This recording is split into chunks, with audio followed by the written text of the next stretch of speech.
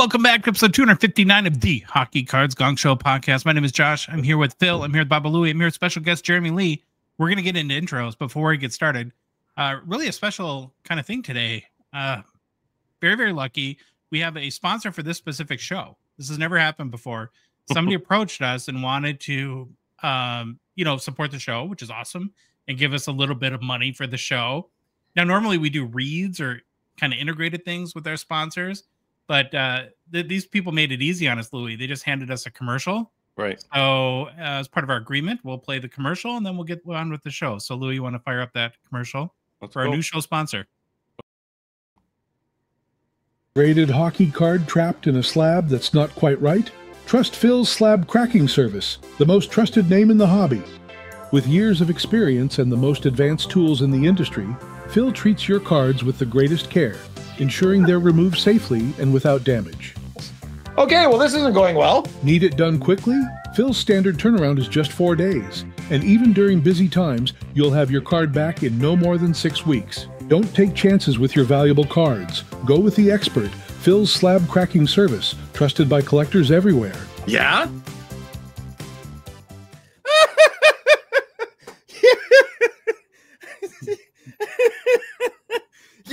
You stole my idea that I was going to do for myself, and you made it really good. Thanks, guys. Well, thanks. I appreciate the support, Phil. Yeah. It helps us pay for a lot of expenses on this show. Yeah. I imagine business will be rolling in. Oh, yeah. Jeremy Lee, welcome. Did you by chance see the debacle that was Phil cracking a PSA 10? I've seen snapshots of it. I hadn't watched it in its entirety yet, but I love it, and I just want to say that really smart marketing spend by that company to partner with the Gong Show. Well done. I'd prefer, Jeremy, if you didn't go out and seek that video. There's no point. It was listen. I open up my home to everybody. I break bread with the hobby, and this is what I get. Okay, that's fine. There is a huge point. It's like the most entertaining you will thing you'll ever see. And my honest suggestion is go back and watch the full episode of Friday Nights with Phil, because if you can turn on the live chat, people were dying. While he was doing this, there was comments people I can't breathe, I can't look. It was totally amazing. I don't think it was that bad. I was most surprised when the card just fell out. I was trying to open the prison and constantly, and then I just tilted at Jeremy and the card just fell right out. Was that a mislabeled PSA slab? They called it Tiffany, but it wasn't, or what was the deal? So I looked back in my purchase history, and it was totally my fault. I wasn't very much awake at 10%. I thought it was a Tiffany, and I just made a mistake. It was not. I knew as soon as I looked at the back. I just didn't want to believe it, I guess. I mean, there's such a difference, right? And just hold the card. I mean, you can tell right away. Yeah, I paid $75 for a junk wax era card. Oh well, look at the traction you're getting out of it now. Money. Oh yeah, yeah. I guess silver lining, eh? Yeah. I call it Phil doing Phil things. The Gong Show. Yeah, true. Fair enough. I'll have to redeem myself tomorrow.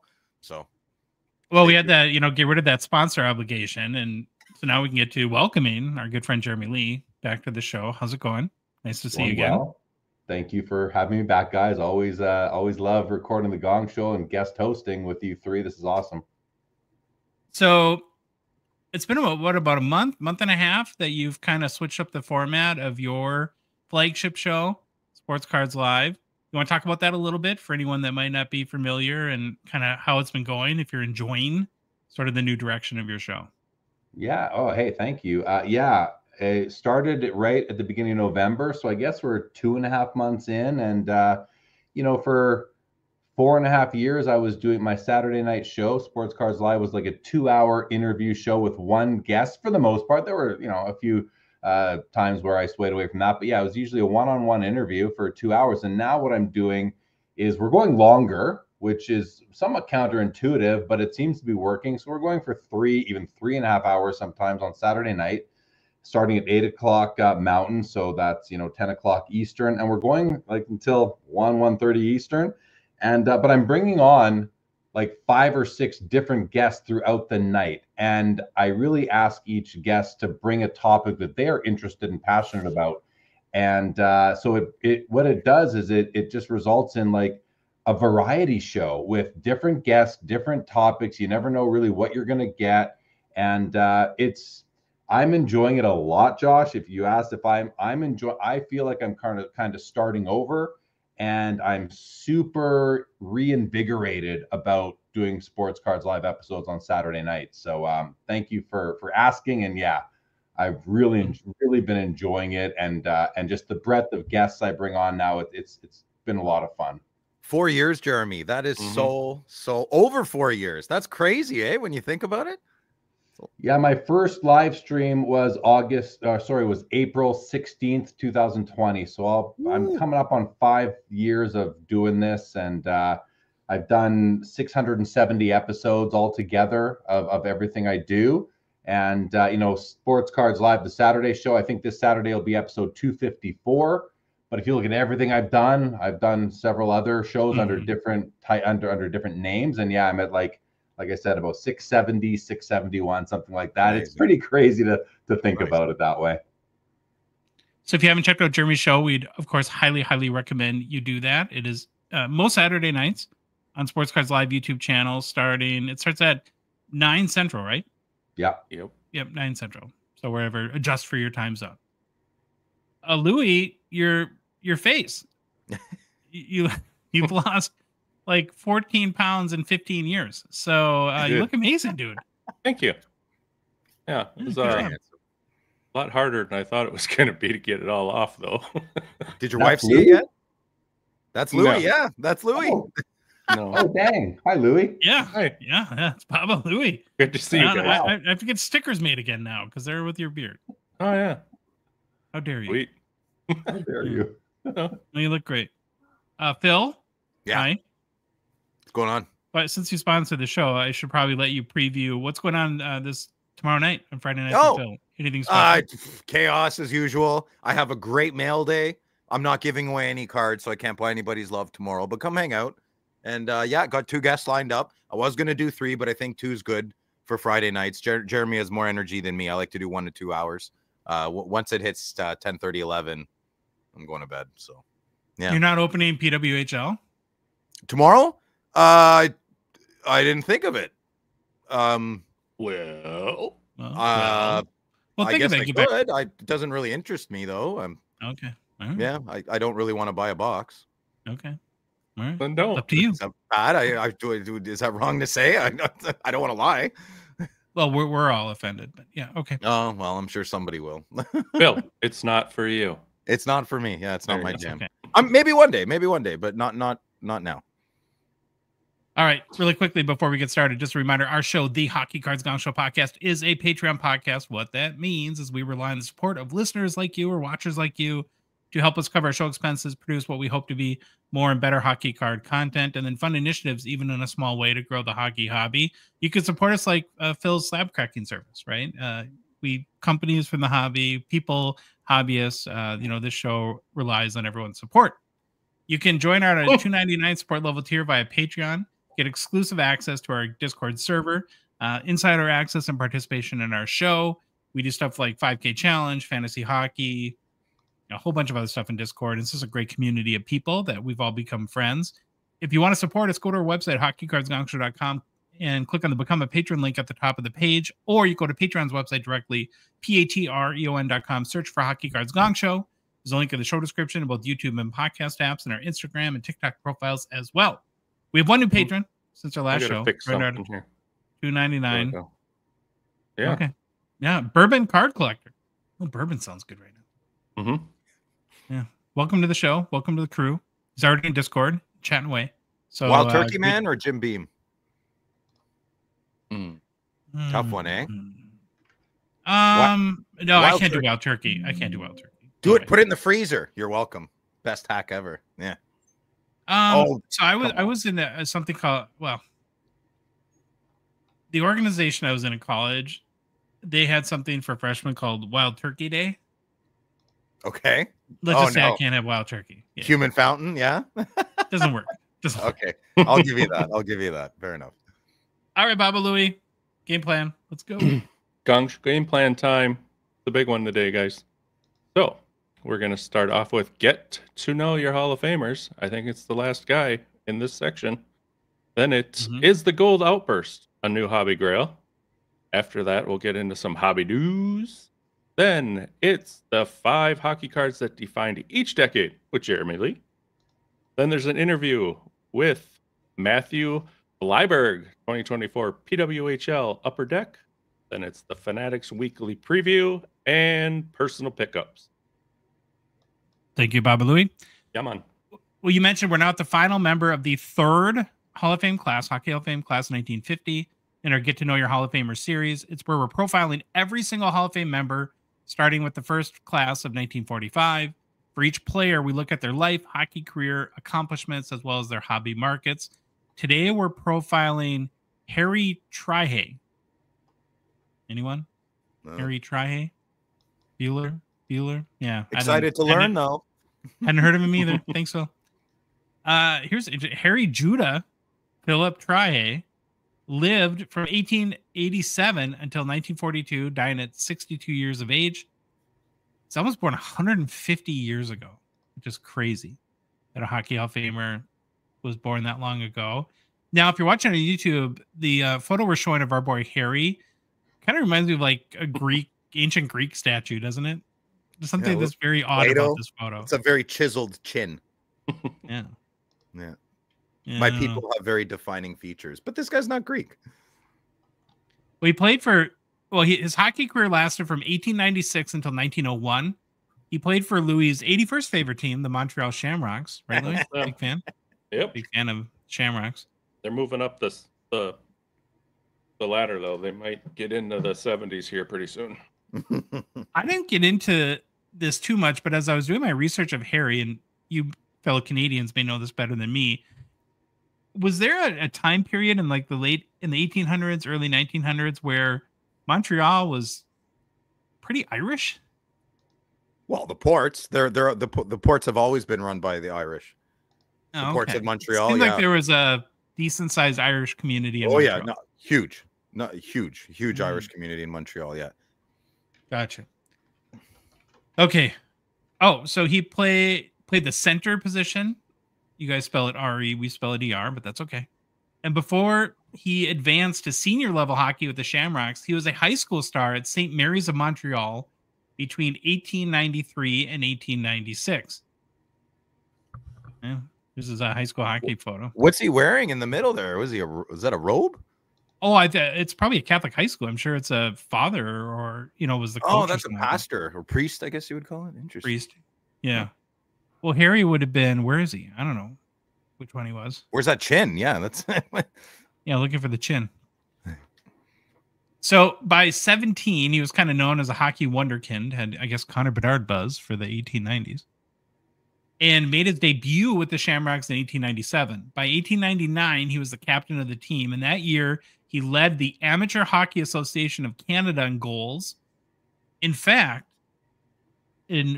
on February 4th, 1899, in a game versus Quebec, Trihey would score 10 goals, which still stands as the record for most goals scored in a single game by a single player in a major senior game.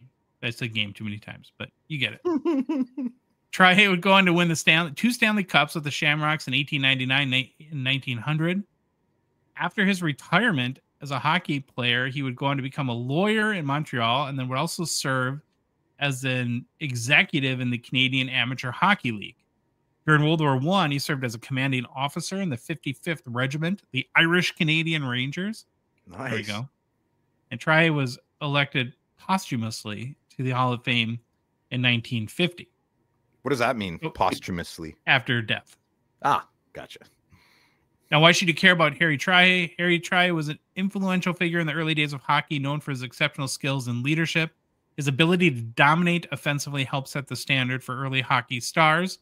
As a strategist or strategist, he helped shape the way hockey was played, moving towards a more calculated and team-oriented approach. His success demonstrated the importance of teamwork and strategy in an era when hockey was transitioning from a rudimentary pastime into an organized sport.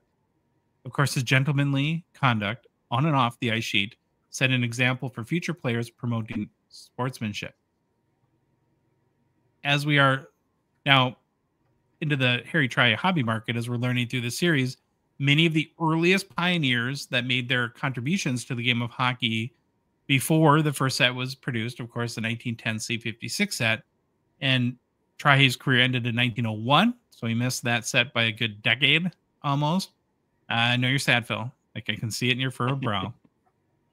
But do not worry. Yes, good listener. We thankfully can rely on our good old 1985 Cardophilium Hockey Hall of Fame set. Yeah. For this Harry Trihey SGC9 sold for $9.60 US. What? In October of 2023. Jeremy, do you have this set? Oh. The Cardophilium set? I do not. Oh, I thought you would. so that is your Hall of Famer, Harry Trihey.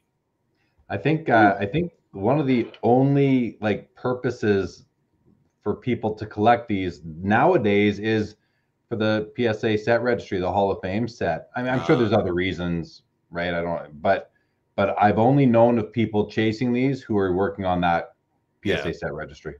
How many would you say? How many would you say are going hard on that against each other? The registry, like 100?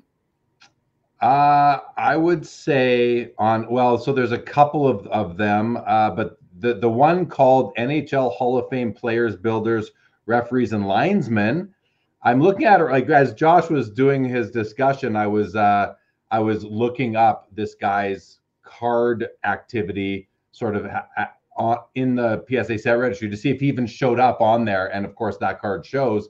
But right now, I'm looking at the set registry for that particular set. There's 91 people that have the set registered, but that's overstating. There's only about, it looks like maybe 25 people have like over 30% of the set done, and only one person has the whole set done with all 415 cards. 415. Wow. It's all Hall of Famers, all categories, right? It's not just players. I never worked on that one, Phil. I only ever worked on the Hall of Fame set registry for players because I didn't really, NHL Hall of Fame players. That one I can tell you, I think there are, because I'm looking at that one now, just to give you an idea of how many people are working on it. And it's going to take a second for it to load because there's, they make you hit another button on the PSA site after you get to the first 20 of them. But the same guy has it. Oh, he doesn't have it complete somehow. Something's awkward there. But it looks like there are 137 people that have registered that set, which is 298 cards. It's only players. And I would say, I'm scrolling down, maybe 40 people or so have 20% or more of the set complete. Right on. Part of me wonders like how, so when this guy was elected to the Hall of Fame in 1950, he played 50 years prior. It's not like there was the internet to research players or Sports Center clips or Sportsnet clips, whatever you guys use. It's amazing. I wonder like how they got their information to know, if it was all folklore or passed down by previous generations, that sort of stuff. Telegrams. It was by telegram. Newspapers. You can check old newspapers, right? Like a grandfather tells his grandson, and then that's the generation of that, right? And eventually we're going to get, we're working our way up to the class of last year. So it'll be very robust hobby markets. And, we're still kind of at this very early era of hockey where about half these guys really don't have any cards from their playing days. So that'll end sooner than later. Okay. We're going to move on to kind of our key topic for today's show, and that is talk about the Gold Outburst and if it's a new hobby grail.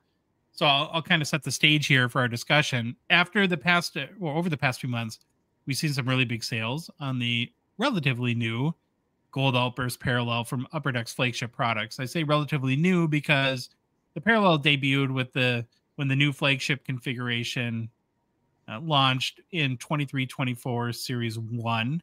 So now we've had 4 total flagship releases since that new configuration was implemented. And really the starting point, or what gave me the idea for this conversation, was a week or so ago, we had a sale of a 24-25 Series 1 Connor McDavid Outburst Gold 101 that got me really thinking about the card. You want to go that sale, Louis? Went for $6,000, and we did an Instagram post like we do for a lot of these first time sales, and had tons of comments. Right, a number of hobbyists seemed pretty surprised that it would sell for that much, and as you can imagine, comments were sort of all over the place. But one of them, though, started to change my perspective on this card. It was made from the Slab Sharks account. I presume it was Karn Rye. Sorry, Karn, if it wasn't you, but I think it was. And here's what his comment on our post about this sale said. He said, "This is a potential base black prism of hockey cards. In comparison, a LeBron James of similar card, like a base parallel 101, would go for 300,000 plus." Now, I don't know basketball cards as much as or nearly like Karn does, or probably you, Jeremy, for that matter. But it's an interesting comparison. But this whole discussion is not just based on one McDavid sale. We had the Shimmy Shakes Lane Hudson 101 sale last fall that went for $13,500 on Halloween. That's still $10,000 more than the next highest Lane Hudson card that has sold, which I think was a high gloss Young Guns. And it's not just superstars or top prospects. We had a Bobby McMahon Young Guns Outburst sold for $7,250 US last July. Second high. Now his second highest sale is $500. Right.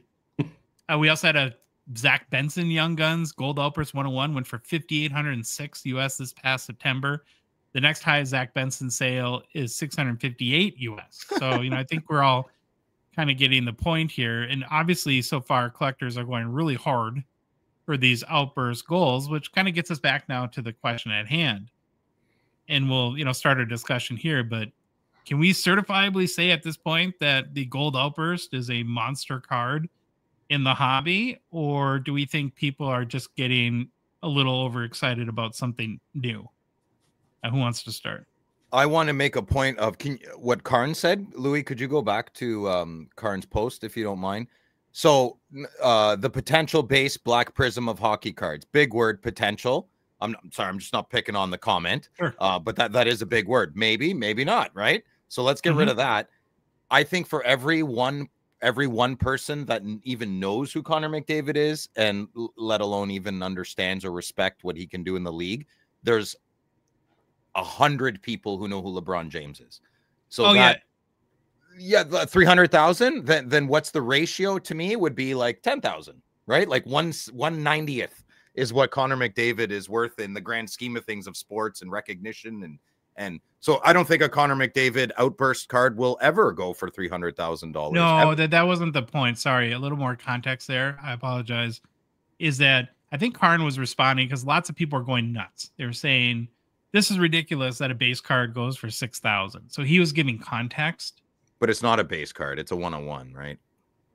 Yeah, it's a 101. It's a parallel, right? That anyways, no auto, no memorabilia, that it would go for that much. And so I think he was giving context. I don't think he's suggesting it will ever be a $300,000 card. Oh, okay, my apologies. But he's saying at $6,000, it makes sense to him. It's not out of the realm of kind of, got it, I guess, where he sees the importance of the gold. Okay, no, good, clear that up, because I'm like, I don't think that card's going to hit that price. That to me is a crazy price for a second year. That's nuts. I thought that would go for, even though it's not his rookie, yes, I know, but if it said Young Guns on it, and there is one out there that does, I guess, has it been sold yet? I don't think so. We would know. I don't think it's surfaced. So you're talking about the Young Guns. His outburst, like tribute, or Billy, not tribute. I don't want you to get sued. The retro or whatever. Retro, yeah. I would think that would go for like 10K, and everyone would make fun of that sale. But I love it. I love the silver outburst. I love the gold. The question is it the new hobby Grail? I think it's up there, and I think it will be. If it's not this year, I think it definitely will be. And that's my take on that. What do you think, Jeremy? Yeah, I mean, first of all, I think they're beautiful. I like the red outburst as well. The silver, I don't love as much, maybe because I've just seen more of them by now. And maybe if I'd seen more golds and less silvers, I'd feel the other way. But so this card for $6,000, I mean, I think it's an important card. I think it's a very important card because it is the only one of one of the base card of the player in the year. So this is a second year outburst gold for McDavid. It's not even his first one. So, you know, I think the first one will always hold a special place among collectors, but the second one should too. You're only getting one of these a year. I guess I have a couple questions like, well, what's going to happen after 10 years of this? Are people going to still want or attribute the same amount of value to them, you know, adjusted for, you know, time value and all that? I don't know the answer to that. I think they're special, and I think that people should attribute the same value today as they will down the road, because again, there's only one per year, and this is the flagship set. This isn't a one of one out of artifacts or synergy or something like that, right? Or allure or stature. This is a one of one from flagship, and really, you know, the base set itself, they're simple base cards. They're, you know, you can get one pretty easily. You can go to any vendor at any card shop, if they have them, they'll just give it to you, sort of thing. But this is the one special card, so I really like that about it. Now, the comment that Karn made about a LeBron doing 300,000, I checked Card Ladder to see kind of like what would happen, and there was a LeBron black one of one from Prism that sold for $39,800, I think it was, and it was a late card of LeBron's. I mean, it's from 2021, which is what, 18 years after he started. So it's not quite 300 grand. So I almost wonder if Karn was talking about like a rookie card instead of just any old year's base card, and maybe he was, because but with that said, I mean, there were like Victor Wembanyama's black one of one sold, or Giannis Antetokounmpo's sold for $1.14 million. Oh my God! Victor Wembanyama had one sell just back in last April for $516,000. So, you know, Karn is kind of right in the ballpark there, just depending on what card is it of, you know. I guess it comes back down to like, listen, this is not a rookie card. It's a ninth year card, but it's only he's not going to have many of these, right? How many more years? Maybe he'll have 10 of them, right? Because he's already lost the first 7 years of his career to where they didn't do Gold Outburst. So in any event, I think they're wonderful cards, Josh. I think they're gorgeous. I think they're super important. I mean, these are cards that you can truly flex because no one else can have one. And it's more important. I think it's a very important one of one on the annual Upper Deck one of one calendar. Can we think of any non-auto first non-auto non-memorabilia card that we would place above this? In gold PMG was one that I thought of potentially. Well, the other one that I thought about was the one of one golden treasures from O-Pee-Chee Platinum, which is like Upper Deck sort of other. I almost consider that a flagship set, even though it isn't, but it's like up there with, you know, how much we love it. So that one, and it's the same sort of format, right? Except that it's the Superfractor card stock versus this, which seems to be like an original Upper Deck, only they seem to be using this pattern right now. So kudos to them for that. But yeah, I think the golden treasures from O-Pee-Chee Platinum would be on the same level. Well, not for a rookie. It's the same thing for the non-rookies. It's the same thing, right? You get one of them, and every player gets one. Do the rookies get one too? Yeah, they do. The other point I would make about golden, and I'm a huge fan of golden treasures, and I think is a really smart card to bring up. I don't know if I love how, and I'm a huge fan of Allure, but they basically, that is the 1-1 in Allure 2, and that you can't say that strengthens the brand of golden treasures. I wish it had something unique for Allure, and so, you know, you're going to get more of them, golden treasures, because of that.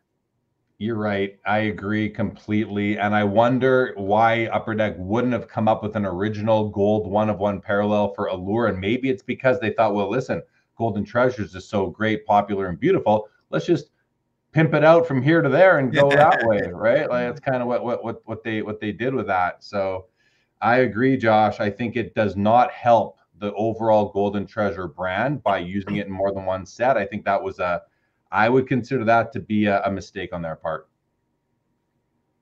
Do you guys think that the now will never realized but much publicized Bedard $1 million bounty helped to kind of raise the profile of other players' cards of the Gold Outburst?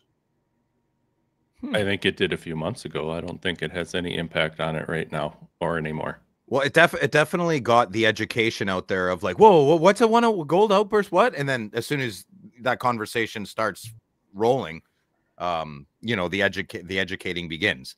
And so I think, yes, the answer to your question would be yes, indirectly. I have a different view. Phil. I think you're giving too much credit to the fact that the bounty was placed on the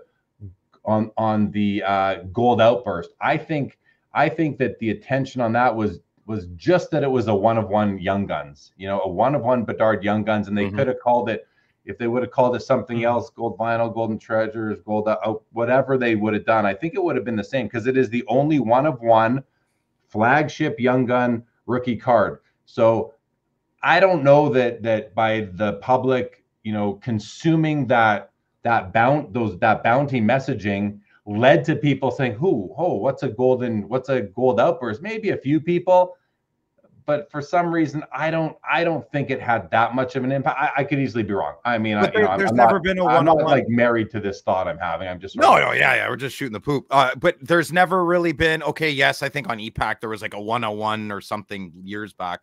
But there hasn't been one before. So if someone said, oh, did you hear there's $1 million bounty on Flagship's 1-of-1? I immediately would be like, there is no 1-of-1 in Flagship. What are you talking about? And I thought maybe that would, okay, how about this? Maybe for the fair weather fan in our hobby and above, maybe they'd ask that question, but everybody else, like the Walmart folks, I don't know. I don't know. I guess I just think that like a card like this McDavid here, yeah, I think it kind of reaches that level of importance on its own without there having been a good rookie in the year. Look at so this is 24. Bedard was 23. So I guess we can't go back in a prior year and see how they would have done, because that was the first year they did them with Bedard. Yeah. That was not a mistake by Upper Deck with releasing those extra parallels in 2023. And I said earlier that like I think it was a mistake of them to use Gold Vinyl in Allure, Josh. And by that I don't mean for them. I mean like long term for the hobby, because I know myself. I have a saved search on eBay, simply Golden Treasures, and I got to tell you, once Allure started popping up, I don't even check it anymore. It's like I've lost interest in and I have some Golden Treasures from before Allure came out, and I'm happy with those, but I'm not interested in them anymore. Well, another thing they did with Allure is, because I've been going through a lot of checklists lately, is on the last couple releases, on every insert, they did a Golden Treasures 101 parallel. So it can be Sweet Selections, Golden Treasures, Photo Driven, Golden Treasures. I think that kind of cheapens that. Mm-hmm. I don't want to, I feel like, well, maybe cheapens is too harsh of a word. Dilutes is a better. I was going to follow that up to with this. I still think the Gold Outbursts are cool, but I guess my opinion is I wish they'd have left it with the Young Guns. I could see that, yeah. Oh, just the Young Guns and not the... Mm-hmm. But I think, though, Louis, to Jeremy's point, is that it actually, you know, for how long have we been saying what can be done to make a base card matter? Yep, I'm not arguing at all. That was good, totally Matt, again. That was good. And I don't disagree with it. I just, for some reason, a 1-of-1 Gold Outburst to me seems like it's going to be in a base that just leave it at the Young Gun. I don't know that this is where, I guess, my opinion, where I wanted to see the base card, making a base card better go. I think that's just, I hear you, Louis, that would be like your like utopia, but you know, just logistically and realistically, that would never happen, that they would only use such a cool technology on 50 or 100 cards a year and not the whole base set. So while we'd like that, it would never happen. to the point where, you know, Josh, you said that they put golden treasures on like all the subset and in all the insert cards and within platinum and allure for that matter too. I think they're putting them on, maybe not platinum, but I know they're using them on a lot of insert cards, as you just mentioned. And that, like, it does dilute it, but I don't mind that so much. To me, like, if you're going to do a master set, or they're producing their master set, they're designing and building the master set of, let's just use allure, and there are all these insert sets, I don't even know what they're called, but there's several of them.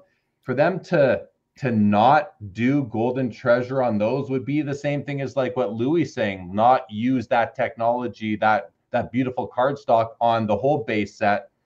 Sure.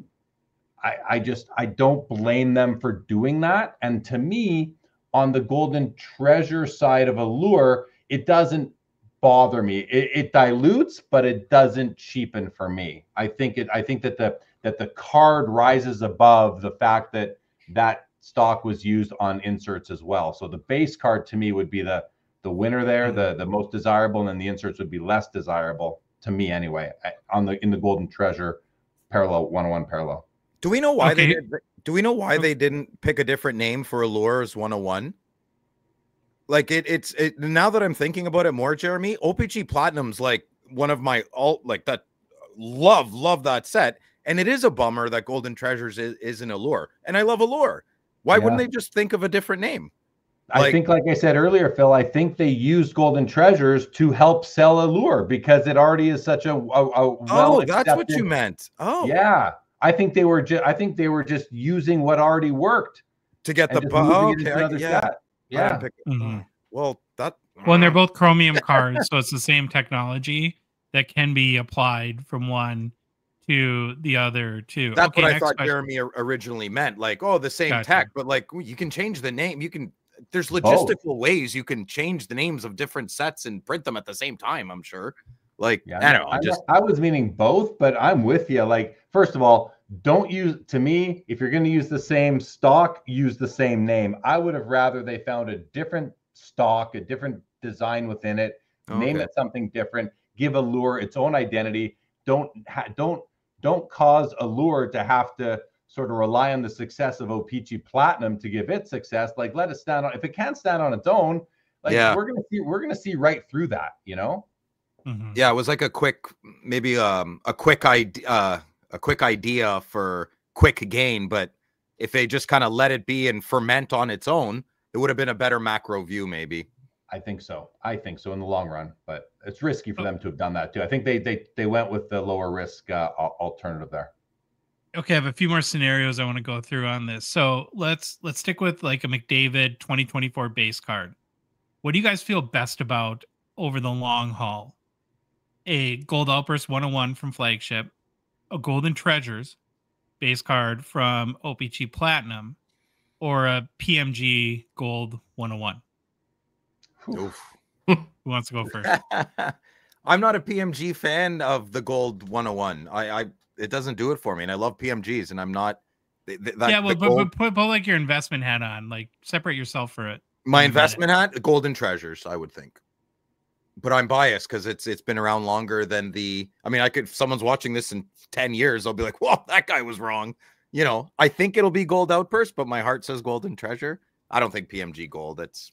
You need a decade. Yeah, I want to agree with you there, but I got a feeling like, and we could look it up. Maybe Louis, you can look it up on Card Ladder, but a McDavid base Golden Treasures, I feel like is in the 2,000, maybe 2,500 range, where this card sold for 6,000. Now, part of that factor might be it's only the second one and the first of the two to surface, where there's been more, since 2015, there's been Golden Treasures McDavid, but yeah, I don't know. So you feel Golden Treasures, and then my brain says Outburst, my heart says Golden Treasure. Golden Treasures sold for $1,675. What year? Oh, I'm sorry. What year did you want? That's a 2021. Yeah, any year. Any example. 22, 23 went for 28. This is all raw. Yeah. Yeah, there isn't very many in here to choose from. 21. What do you 22. feel best about, Louis? Which one would you the Outburst, Golden Treasures from O-Pee-Chee, or Gold PMG? I would take this. I would go a Gold Outburst for sure. Okay. Now, before I get, and then what would be next? It's a lot of work. Next, come on, dude. Well, hey, your head's so much lighter. You should be able to think quicker. I should be. O-Pee-Chee Platinum Golden Treasures. I would go with. And then, well, so here's the thing that's interesting about, before we get Jeremy's take, is, another wrinkle to throw in here. It's been diluted quite a bit. That's the word we're using. But you guys got to remember, we've had a couple of PMG Gold 101 sell for major money. We had a Crosby sell for $160,000. What? And then there's US. And then there's an Ovechkin that sold it. It didn't sell at the Expo, Jeremy, a couple years ago, and it was like 300,000 or 500,000 or something like that. Oh yeah. I believe that was the Edmonton Expo. It happened right across from me. Yeah. 300 large. I don't know how much. Oh, are we talking about Ovechkin? Yeah, the 2020 Gold PMG retro, 97-98 retro. I don't think it was that much. I think it was about half of that. If I recall, it was like 150 or something. Okay.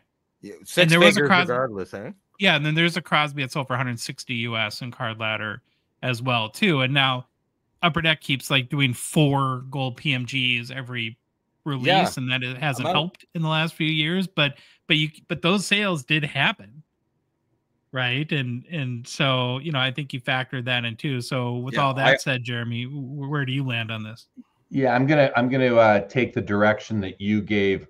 I think you were given to Phil earlier, and I'm gonna separate myself from it first. I'll give you both opinions. So from an investment perspective, give me that Gold PMG, because it's going to appeal to so many more possible buyers than a Gold Outburst or a Golden Treasures, where the basketball, baseball, football community don't even know what those things are. They've never heard those terms until the Bedard thing came out, and even then, they probably forgot about it by now.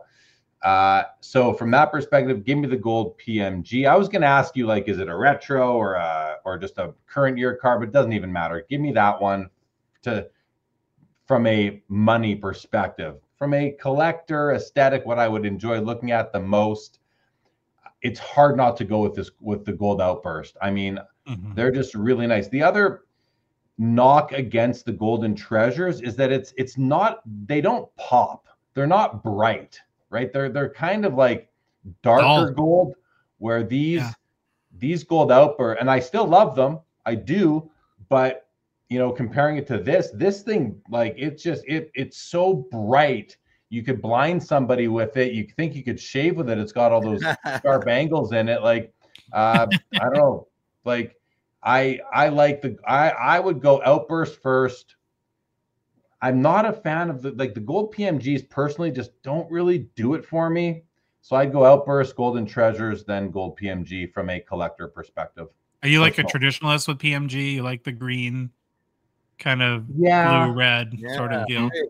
I like the traditional would be the green and the red, and then blue came in 2012 Fleer Retro, right? Which I like those too. I love, so traditional hockey PMG, yes, Josh, 2012 Fleer Retro, your favorite product in the world, with good reason.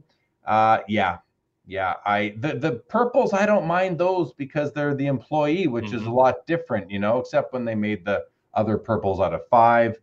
So that's not a perfect statement, but the golds, they're nice and cool, but I don't know. There's a point where I just feel like there's so much gimmick, and gimmick is okay. I mean, it's okay, but yeah, that's kind of where I'm at. Okay, now I want to go back to rookies real quick. And so we're going to go, and we'll make this a little bit easier. This is just going to be like a series of yes or no questions. And we're going to use Macklin Celebrini as our test case here.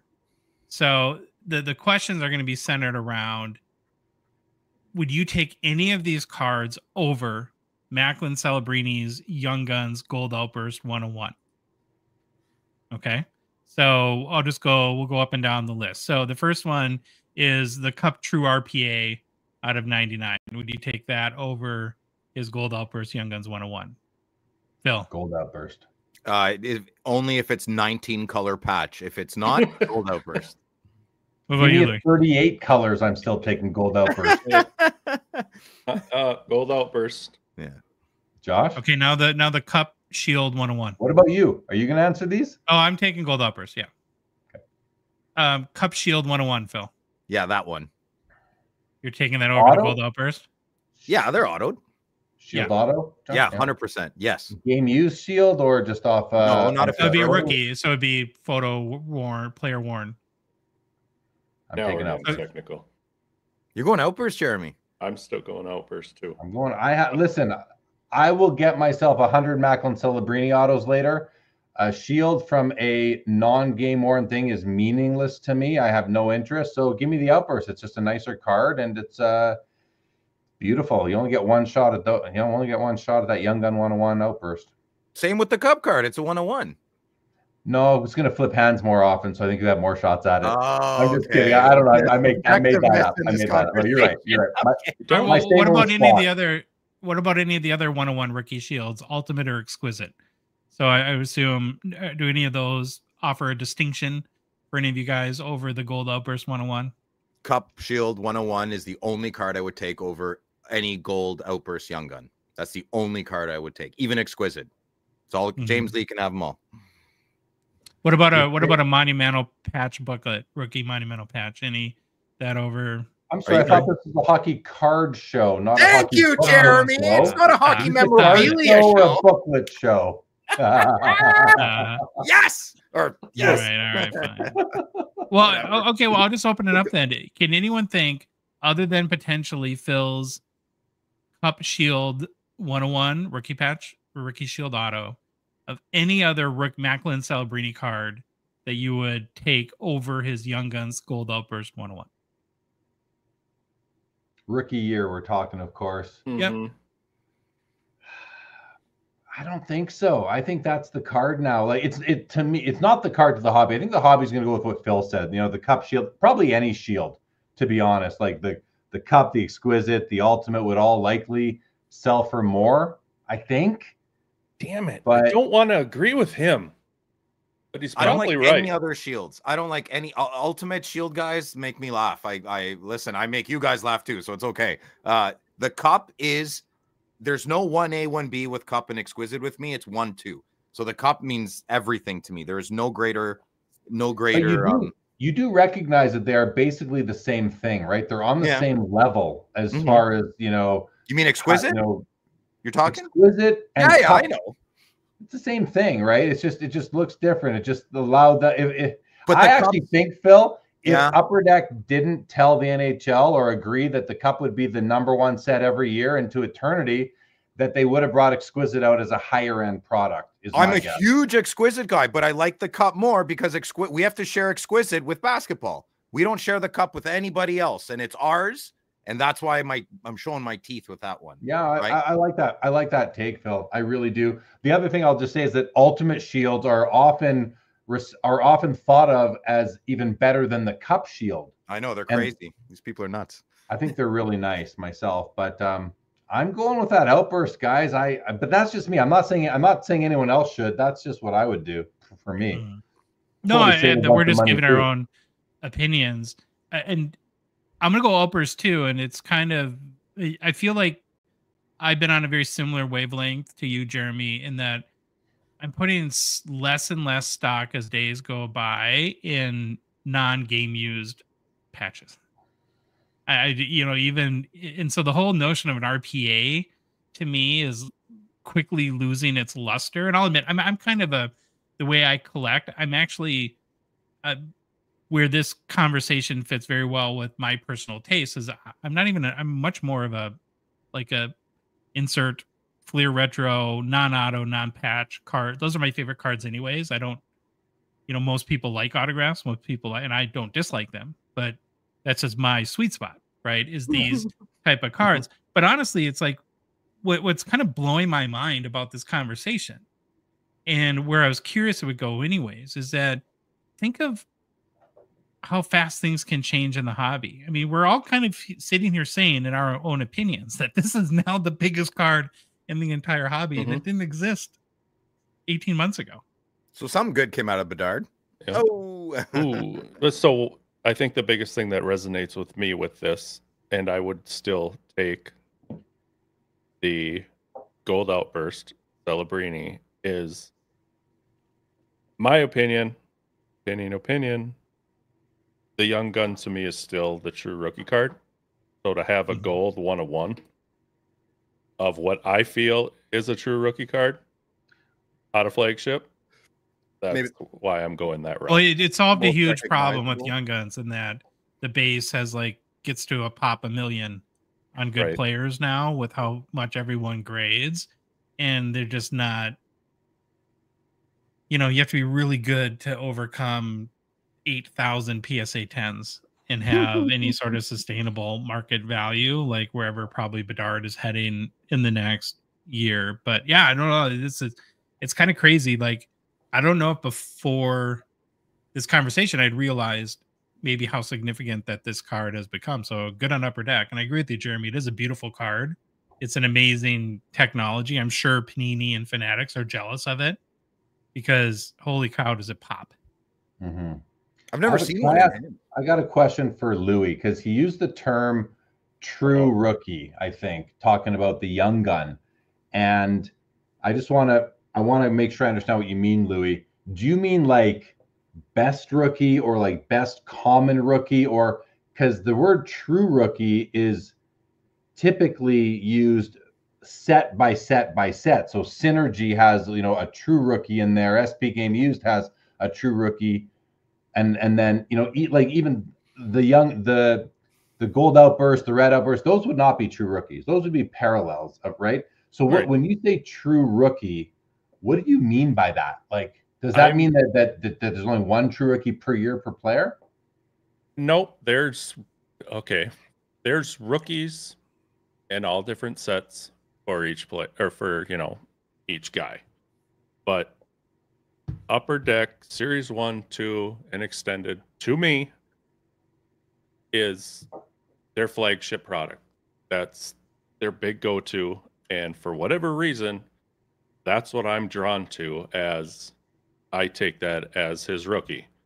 Just like I look at, I think I said it to you once before, the Griffey behind you. To me, that's his true rookie. I don't like the Don Ross one or any of the other ones. But the word true, I don't know. Okay, rookie. We'll just get it's the rookie I'm most recognizable, quintessential. No, it's the one. I think what Louis, I think what you're trying to say is it's the one that you think is maybe the most important.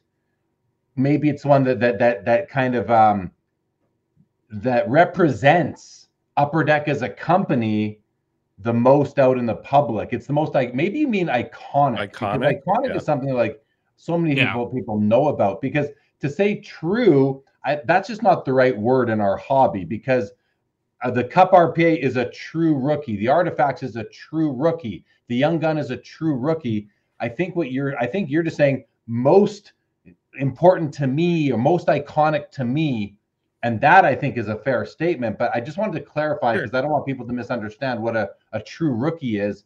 Every brand has a true rookie within it, as long as they're, it's not a Hall of Fame or a veteran set only. Sure. No, that's fair. Yeah. Yeah, no, I'm not going to argue that. I would just... I think it's iconic. I don't... Why will I use the word true rookie just for myself then? I don't know. That's what I look at. When I want a rookie card, I want that Young Gun. The only thing I hate about the Young Gun is so many of them. It's like, I don't even want a Bedard Young Guns right now because there's so damn many of them. So that's the hobby right there. When I want a card, I want the Young Gun, but I don't even want the Young Gun because there's so many of them. So it's that kind of like thought pattern, guys, that has moved me off of RCs for my personal collecting and to find the parallel or insert, like the Red Outburst, for an example, would be I'm not going to go for the gold. The Red Outburst, even that I'm not going to go for, but what a great rookie year card to get your hands on. An Essential Credentials, a PMG, like that's where I've been focusing for quite some time on current players. But yeah. Mm-hmm. Have you? Well, in a way, sorry, I was just gonna say that in a way, from what you guys are talking about, this card kind of meets the best of both worlds. It allows you to have the iconic Young Guns, but in the only copy of that parallel of that card, right? The gold outburst. And so it's like the best of both worlds. And that, I think that's why Louis, why all of us except Phil, I think would want the gold outburst, because it is the young gun 1-1 parallel, and they did a great job on it. Mm-hmm. Making it beautiful. Phil. Yeah. You want to come over to this side, or are you still on the dark side over there? What did I miss something? I was no. He's wondering if he's still that you're prioritizing the Cup Shield 101 over. Good segue. My question I wanted to ask was, have you guys ever held a gold outburst in your hand? I haven't. Maybe I own one. Have not. I've only held a silver. Wait, which one did you own? Not a young gun. I owned a base card gold outburst. Braden Point I owned from 23. Do you still have it? I don't. I bought it I think at the Montreal Expo, like not last year, but in 2023. Well, maybe I bought it anyway. I bought it at the Montreal Expo like at least a year ago, or early last year, and I sold it. I don't know where, but in the fall somewhere at a show. Under 1,000? Yes. Okay, interesting. Bought and sold both under $1,000. Yeah, it was it was Braden Point, and yeah, I mean, good player.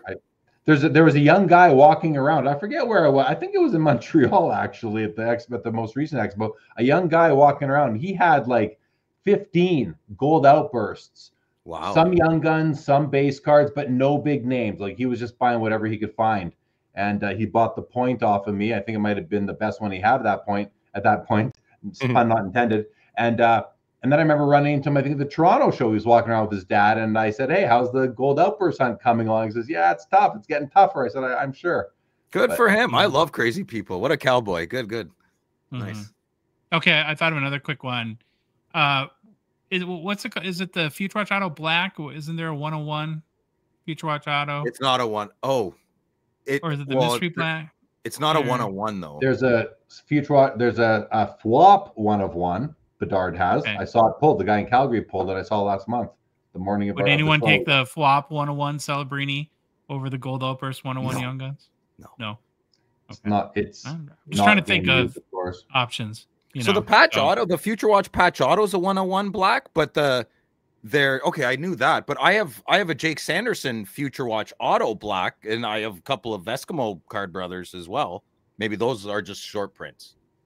Yeah, and I don't even think that the Future Watch Auto patch 101 is.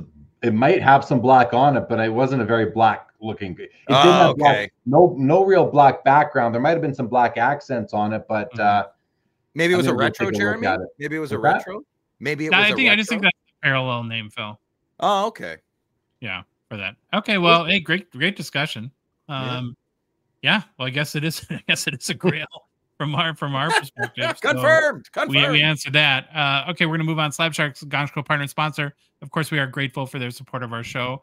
No, they didn't do a commercial. Like, seriously, step it up there, guys. But the current Slab Sharks weekly eBay auction is live and ends tonight.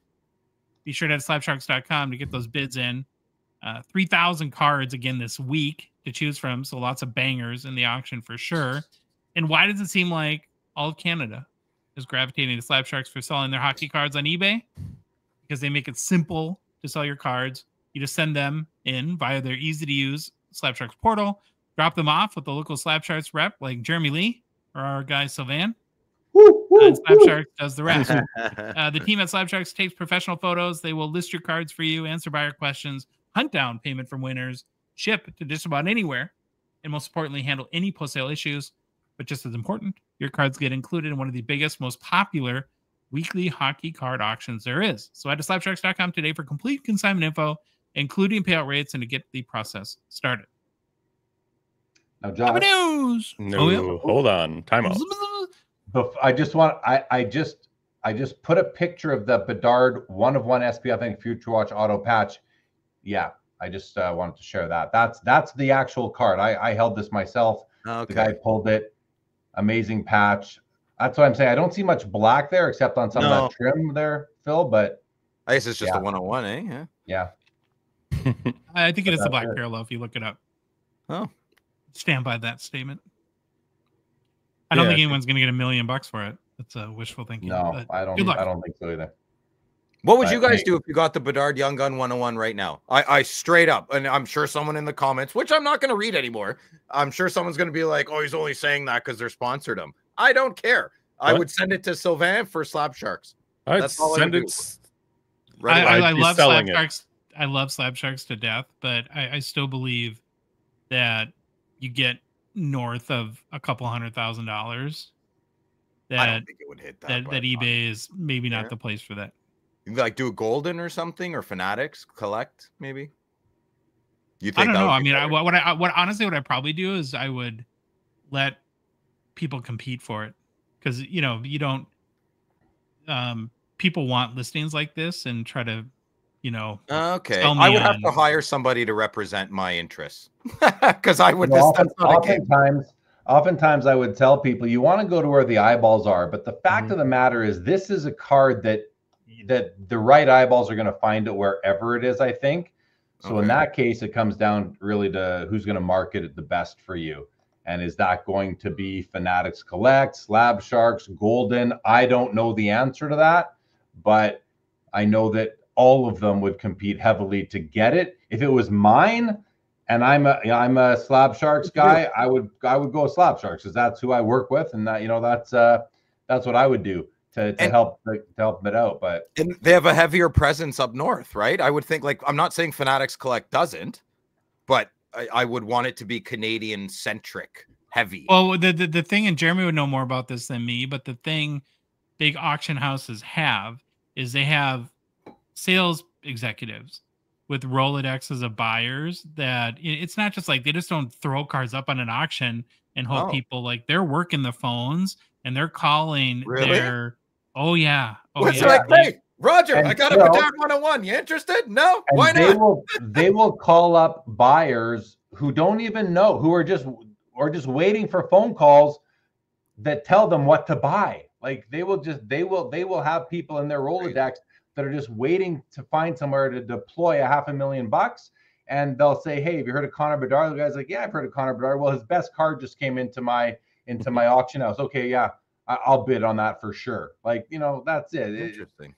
Josh, I think, is 100% correct on that comment, and I think that it's almost something that people don't talk about enough, that's how it goes down a lot of times on these private deals, or even on the auction, whether it's private placement or on an auction where they got their guys who have the money, who want to buy cardboard, and they just say, yeah, you might want, maybe you want to bid up to $750 or $1 million or whatever the number is.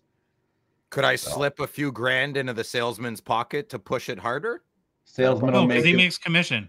He'll do fine. Salesman will do fine. He'll be just grease the wheels, baby. Let's grease those wheels. Well, and honestly, I'm sitting here thinking about this. I might try the show first. We reach a few people. Oh, you know how many offers we would get, dude? I'll pay you back. I swear. Just give me a few years. I would just say message Louis. He's got nothing better to do. Ruin his life. People offering, like, a bag of peanuts for it. But yeah, I mean, interesting thought exercise. You'd have a lot of good options with that card, but Slab Sharks would definitely be one of them. So you're pushing back? So, because I kind of, do you think that I'm using old logic on, over 100K on eBay, Jeremy? No, I think your point is well taken, Josh. I was just saying that, like, eBay, like a card like that, eBay is the place to get eyes on a card that is like rare. I was in my LCS today, and I was helping him pick out a consignment for Slab Sharks, and I said to him, I go, this card right here, this is a card that is better for Slab Sharks, and maybe I'll just find there's one in particular that I said that about, because this card here, this is a Jonathan Quick piece of history, one of these from Flagship game use patch cards, numbered out of 25. Well, there's people that are collecting this set, and there are Jonathan Quick collectors. what are the chances the right guy's going to walk into the LCS and buy it off the shelf? I said, this is a card that needs eyeballs on it. Yeah. There's a loyal group of people that are looking for that card, and it's not a huge card, obviously. So I feel like that's a card that needs the most eyeballs possible. You put that on Golden or Fanatics Collect, yeah, it'll sell well, but is it going to sell as well as it would if it sold on eBay Slab Sharks, let's say? I think it's so. Coming back now to this Future Watch Auto Patch, like that's a card that we want eyeballs of people that can spend $50 or $100 or $200 on this card. eBay's got, like, what percentage of the eyeballs on eBay are going to be able to spend six figures on a card? Like, it's going to be a minuscule percentage. So I feel like the dedicated high-end sellers in the hobby are going to have a, like you said, Josh, they're going to have a better line of communication to the potential buyers of this card and the people who are not watching eBay, because they don't have the time to watch eBay. They're waiting for calls from the guys who work in private placement. And there's a handful of these guys, and they do a ton of business. So yeah, I don't think eBay is the best place. And of course, they'd love to get it, and Slab Sharks would love to get it, and I'd love to give it to them. But I don't think you need the eyeballs on eBay. Now, it'll probably do really well there too. I'm not saying it would do better elsewhere, but I'm just saying that I think it's not as it doesn't need to rely on eBay like some other cards do to get. What kind of person would buy that card right now? Like, let's just say it goes for $130,000, right? Connor Bedard's Young Gun Gold. Who's that? Like, Jeremy, do you know these buyers? Like, are they like just finance guys that casually just like hockey and got some money to burn? Or like, who are these guys spending that kind of money? Six figures on a... If this hobby makes you realize one thing every single day, guys, it's that there is so much freaking money out there that's like, where do these people get all this money? And, you know, I covering the weekly show with Josh, the Fanatics hockey show, or the premiere that I'm going to do tomorrow night, the Fanatics premiere auction with Josh, the 27 guys, like, you know, we're going to cover the sale of like $10 million in cards. And it's like, where does all this money come from? There are people with tons of cash out there. Simple as that. And so who's going to buy it? Yeah, it's so funny, man. You just can't judge a book by its cover. I once had a guy come up to me at the expo. It looked like, I don't know how to say this without, you know, being politically incorrect at all, but he basically ripped jeans, you know, a t-shirt that didn't fit him, a hoodie, and a baseball cap that looked like it went through the wash several times.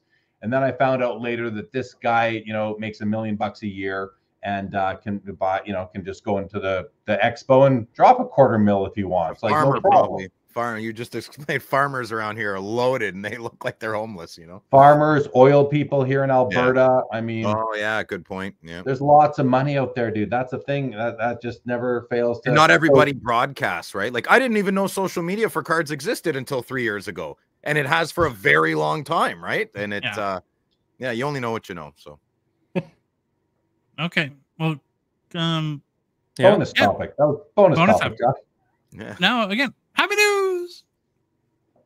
Hobby news. Hobby news. The news of the hobby. Oh, there you go. There you well go. done. Well done. Was that was Louis' old way or Phil's old way? I think my old way. Yeah, it's good way. It's the best way. So I saw an article on Collect that. Now, I fully acknowledge I didn't have the gumption to do it in front of Darren Ravel. Yeah, you're big baby. Yeah, you're big tough guy. Hey, you wouldn't do it, Josh. I was tough. I'm a weenie. And we don't know that by now. Come on. But interesting article, though. And I don't know if Ovi's into cards, but apparently he does collect game-used memorabilia. And he's been hunting Wayne Gretzky game-used stuff. So, and actually there's a great story that Wayne Gretzky told on a recent TNT broadcast about how at one point a number of years ago, Ovi asked him for a game-used stick, and Gretzky said no. He said, I'll give you one when you win a Stanley Cup. And the great part of the story was, and as Gretzky told it, apparently literally the day after the Capitals won the Cup in 2018, Ovi called him. Oh my God. Wanting to collect on his game used stick, which is kind of great. And this photo we're looking at is from last night when the Capitals played in Edmonton. And apparently after the game, I haven't been to the Edmonton Arena, would love to. There's a museum where they have a bunch of course, Gretzky game used sticks and gloves and jerseys, and they let not only Ovi look at him, but he got to try on the gloves and all that. And yeah, I guess apparently he's been a long time memorabilia collector. Now, I've never heard anything if he collects cards, but were you guys aware that Ovi is a hockey collector? No, that's one of the best hockey stories I've ever heard. I love him so much more now. I'm glad I bought his white ice yesterday, and I thought I overpaid, but clearly not.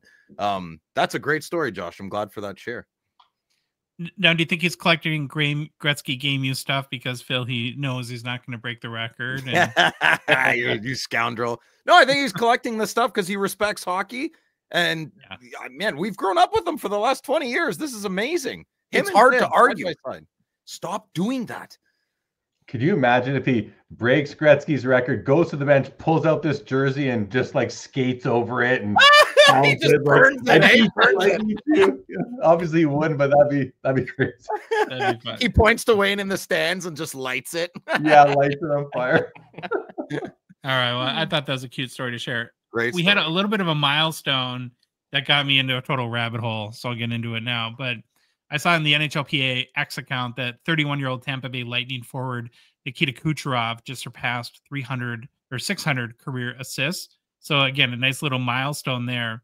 But what made this newsworthy to me is when I dug into his stats a little bit and realized that he now has 342 goals, 601 assists for 943 points in 769 career games played. So number one, he's getting pretty close to the 1,000-point career mark. But at 943 points in 769 games, that's a pretty healthy point per game average. And it got me, it's like, wow, just how good is that? And so it comes out to 1.226 point per game over his 11-season career. And in fact, here's where I think this really gets interesting. Amongst active players with at least 500 career points, Kucherov has the third highest point per game average. Ahead of him is McDavid at 1.552. McDavid is third all time behind Gretzky and Lemieux. Wow. Then you have Crosby at 1.247, who's ninth all time. Then you have Kucherov at 1.226, who's 12th all time in points per game average right now. Can you believe that? I don't like it. I want it to be like somebody else. Well, good for him. And then, the top five current players, you have Draisaitl at 1.202, 14th all time, and McKinnon 1.160 at 18th all time. And Kucherov had 113 points in 2022-23. That improved to 144 points last season. His 82-game pace this season is 41 goals, 130 points. So if he reaches that, he'll hit 1,000 points this year too. So here's a guy, I guess I want to show a little maybe extra appreciation for, who has little to no hobby appreciation. Sounds like you want to marry the guy. I don't know. Bill, if you let me get to it, I don't know. Okay, let's go. If you love it so much, why don't you marry it? And again, at 31 years old, he could have 4 to 5 good years left too. It might end up being a 1,500 point player. So I don't know. I mean, can you guys believe he's, 12th all time in point per game average? That's kind of, I wouldn't have thought that. That is wild. That's wild. I knew he was good, but I didn't know he was that good. So I respect him. But just what I found interesting too is because you just read out a couple other players' point per game average, and I think you said McKinnon was at 1.16 and Kucherov 1.22. Is that right? Mm-hmm. Yeah. Meanwhile, McKinnon has 30 more points in his career. They started the same year. He has 30 more points. So that just means that Kucherov has missed more games to injury if his point per game is higher, but he has fewer points at this stage than McKinnon. Oh, great point. Yeah. So he's the weaker player. Well, if you ask Troy for all those years, Kucherov's been playing defense. D. He's I'll leave Troy Bear alone. Made one mistake. Love you, Troy. Now, will any of this change his hobby market? No, it'll probably all stay the same. And in fact, Kucherov is a 2013-14 Young Guns PSA 10 Pop 526, 55% gem rate, Last sold for $650 US on January 11th, up 15% in the past 3 months, up 30% in the past year. And if you look at 52-week highs and lows, the 52-week low for this card is $400 US last February, 52-week high $775 on December 14th, so just a month or so ago. And per card letter sales history, 35 sales of his Young Guns PSA 10 in the past year. It'll be good to see him in the Four Nations Cup. Oh, wait, never mind. Okay. Well done, Phil. Well done. Last hobby news story. I didn't realize that there's some things aren't going super hot for the name game for Utah Hockey Club. So shout out to show follower, mailbag contributor Chan Man for alerting me to this story. So apparently the Utah Hockey Club is taking an L right now in the name game. A number of team name considerations have been denied trademarks. The leading name and presumptive favorite, Utah Yetis, trademark was denied by the United States Patent and Trademark Office due to the likelihood of consumer confusion with the popular outdoor brand Yeti. Yep, the $800 cooler company. You mean these guys? Yeah, it doesn't surprise me. I was waiting for something like that to come up. Oh, God. Yeah, now it sounds like the team can appeal this ruling. No idea how typically successful or unsuccessful those types of appeals are. In addition, though, the Utah Blizzard and Utah Venom names were also denied trademarks. Pardon me. Really?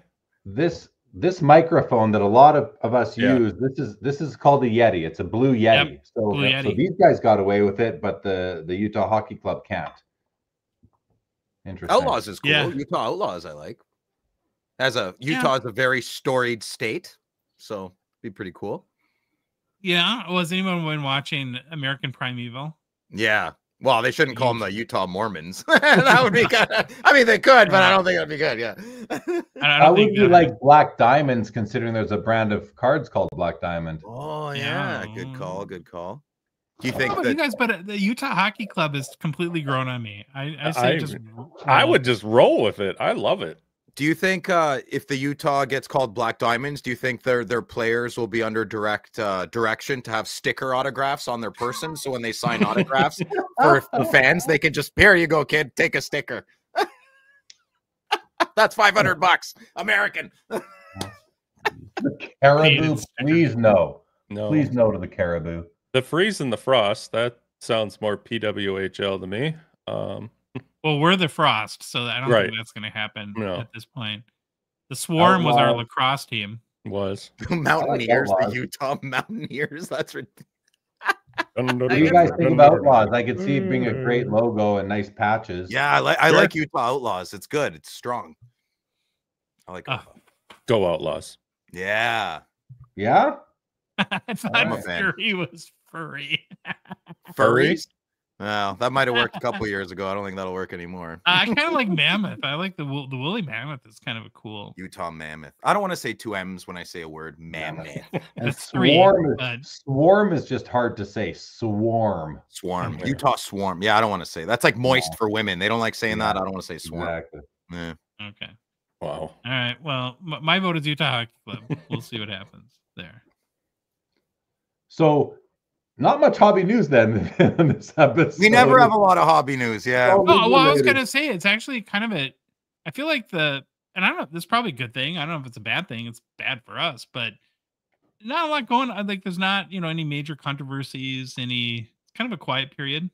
Yeah. I think Beckett. Something happened with Beckett, and someone bought Collectivus bought Beckett or something.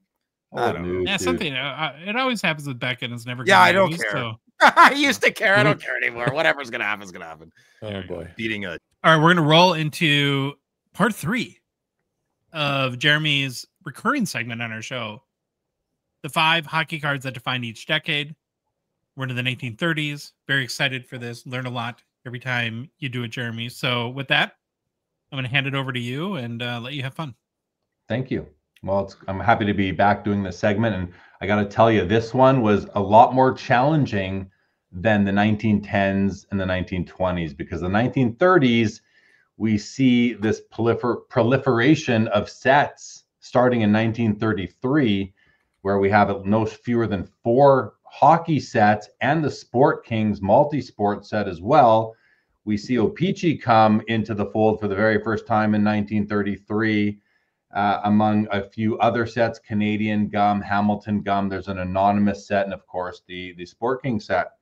And so it was tougher because similar to, say, the 51 Parker set or the 1910 C56 set, or even the 23 Patterson, whenever you have a set that debuts for the first time, or whenever you have a set of cards come out for a sport for the first time after a long lull with no sets at all, you're gonna have a ton of rookie cards. So the 33 sets are filled with rookie cards, and that's where we could pull all of these from. But luckily, there's a few others. So this is, I think, the first time, guys, where we're going to go deep into the honorable mentions and mention several other cards. And I also want to just state to people out there, I did let my bias kind of get into this because it can be subjective in a few different places.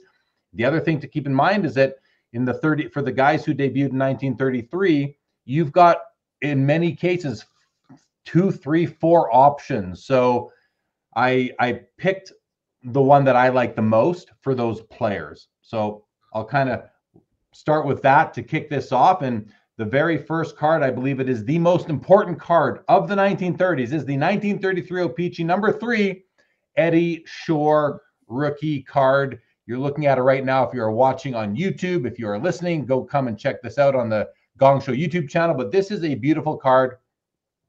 And I like to go into, let's get right into the PSA submission counts, because it's really interesting to get to know how available is it, how scarce is a card, all these cards that we're looking at. So this particular Eddie Shore 33 O-Pee-Chee had been submitted to PSA 124 times.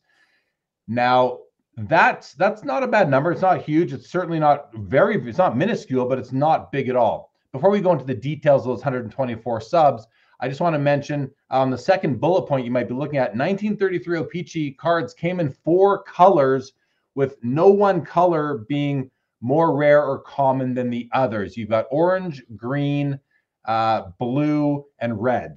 Those are and sometimes the oranges look yellow, so keep that in mind. But those are the 4 colors. And again, as I said, no one is more common or rare than the other. So it really comes down to your own preference. The PSA set registry does not provide a breakdown of the colors. They're all grouped. So 124 total submissions, with 75 of that 125 all being PSA 3.5 and under.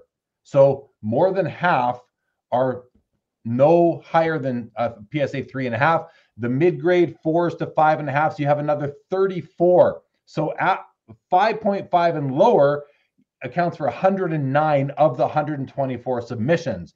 Then you get into the real rare territory: 9 6s, 4 7s, and only 1 lone PSA 8. So other rookie card options for this player is the V129 and the Sport Kings. And so he has 3 rookie cards in 1933 that I'm aware of, at least. And, interesting to know, the PSA set registry weighting is an 8. That is very high, if not the highest on the one specific registry that I was looking at.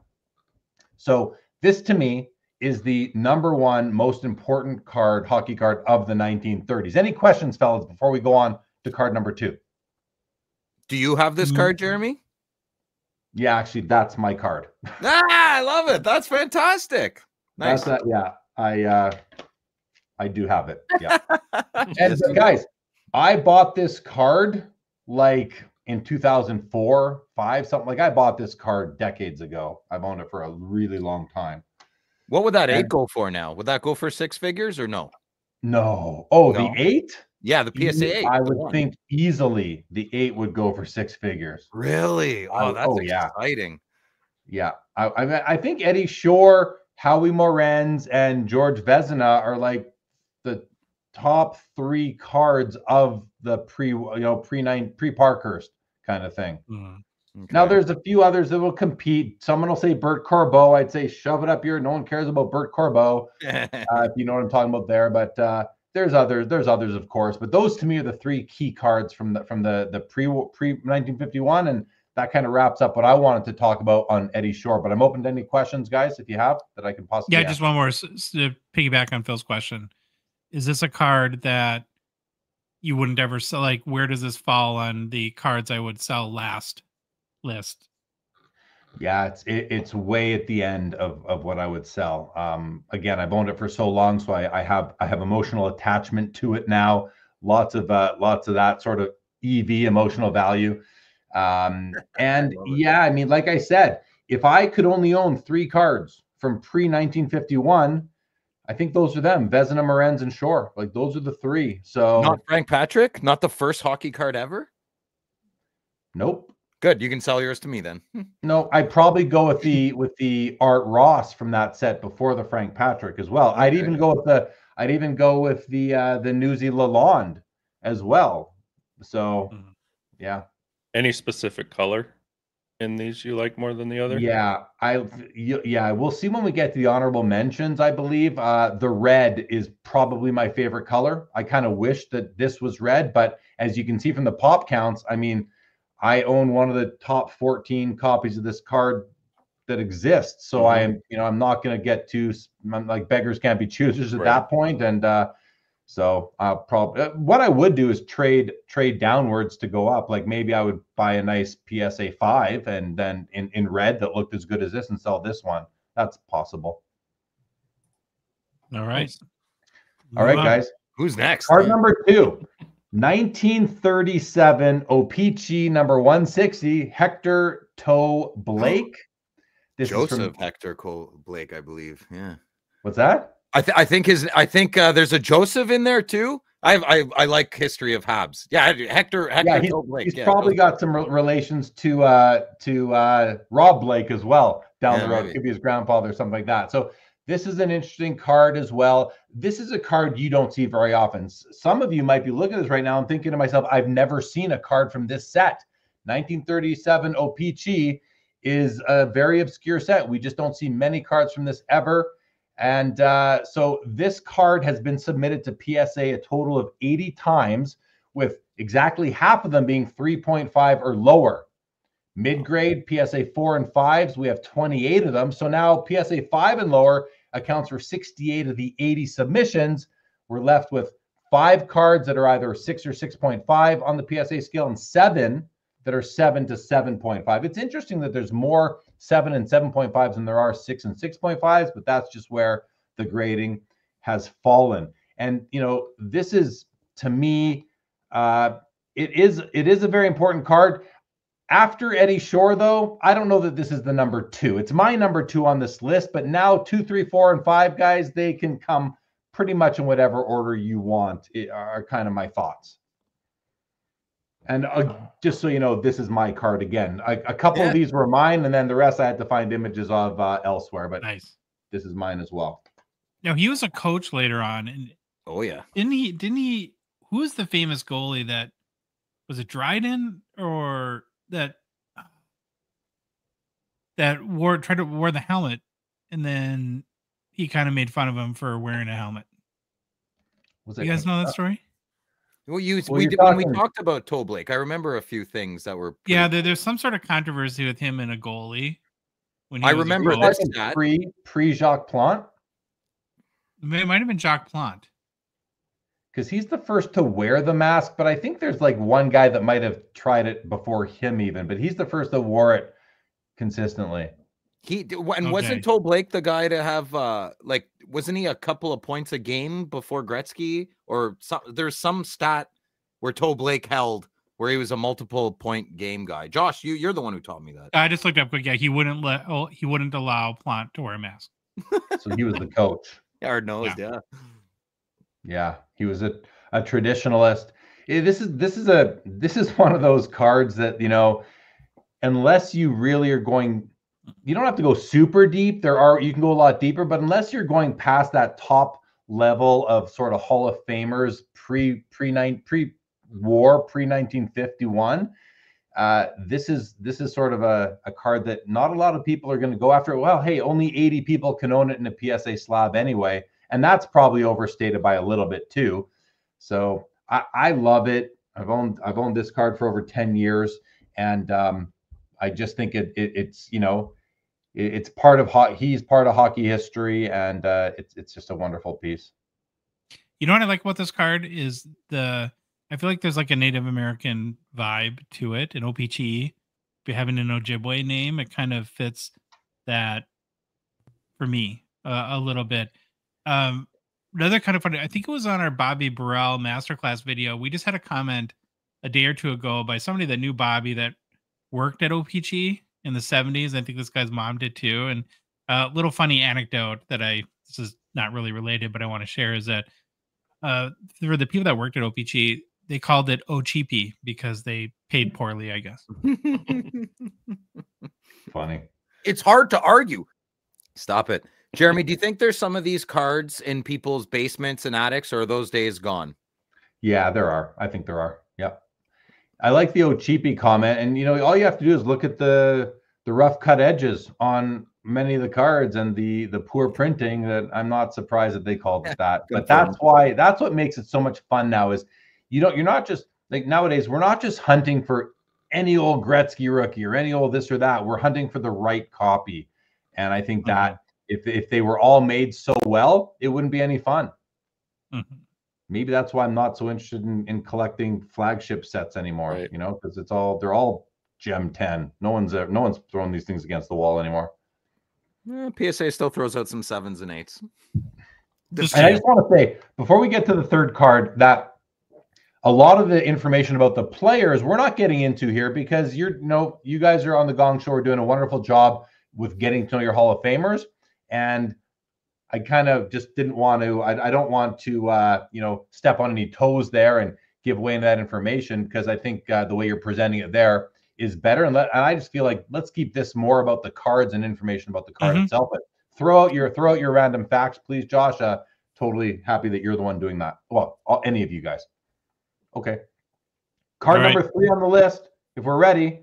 I am. Card number 3, that is a really, really neat one. 1936 O-Pee-Chee. Turk Broda, number 97.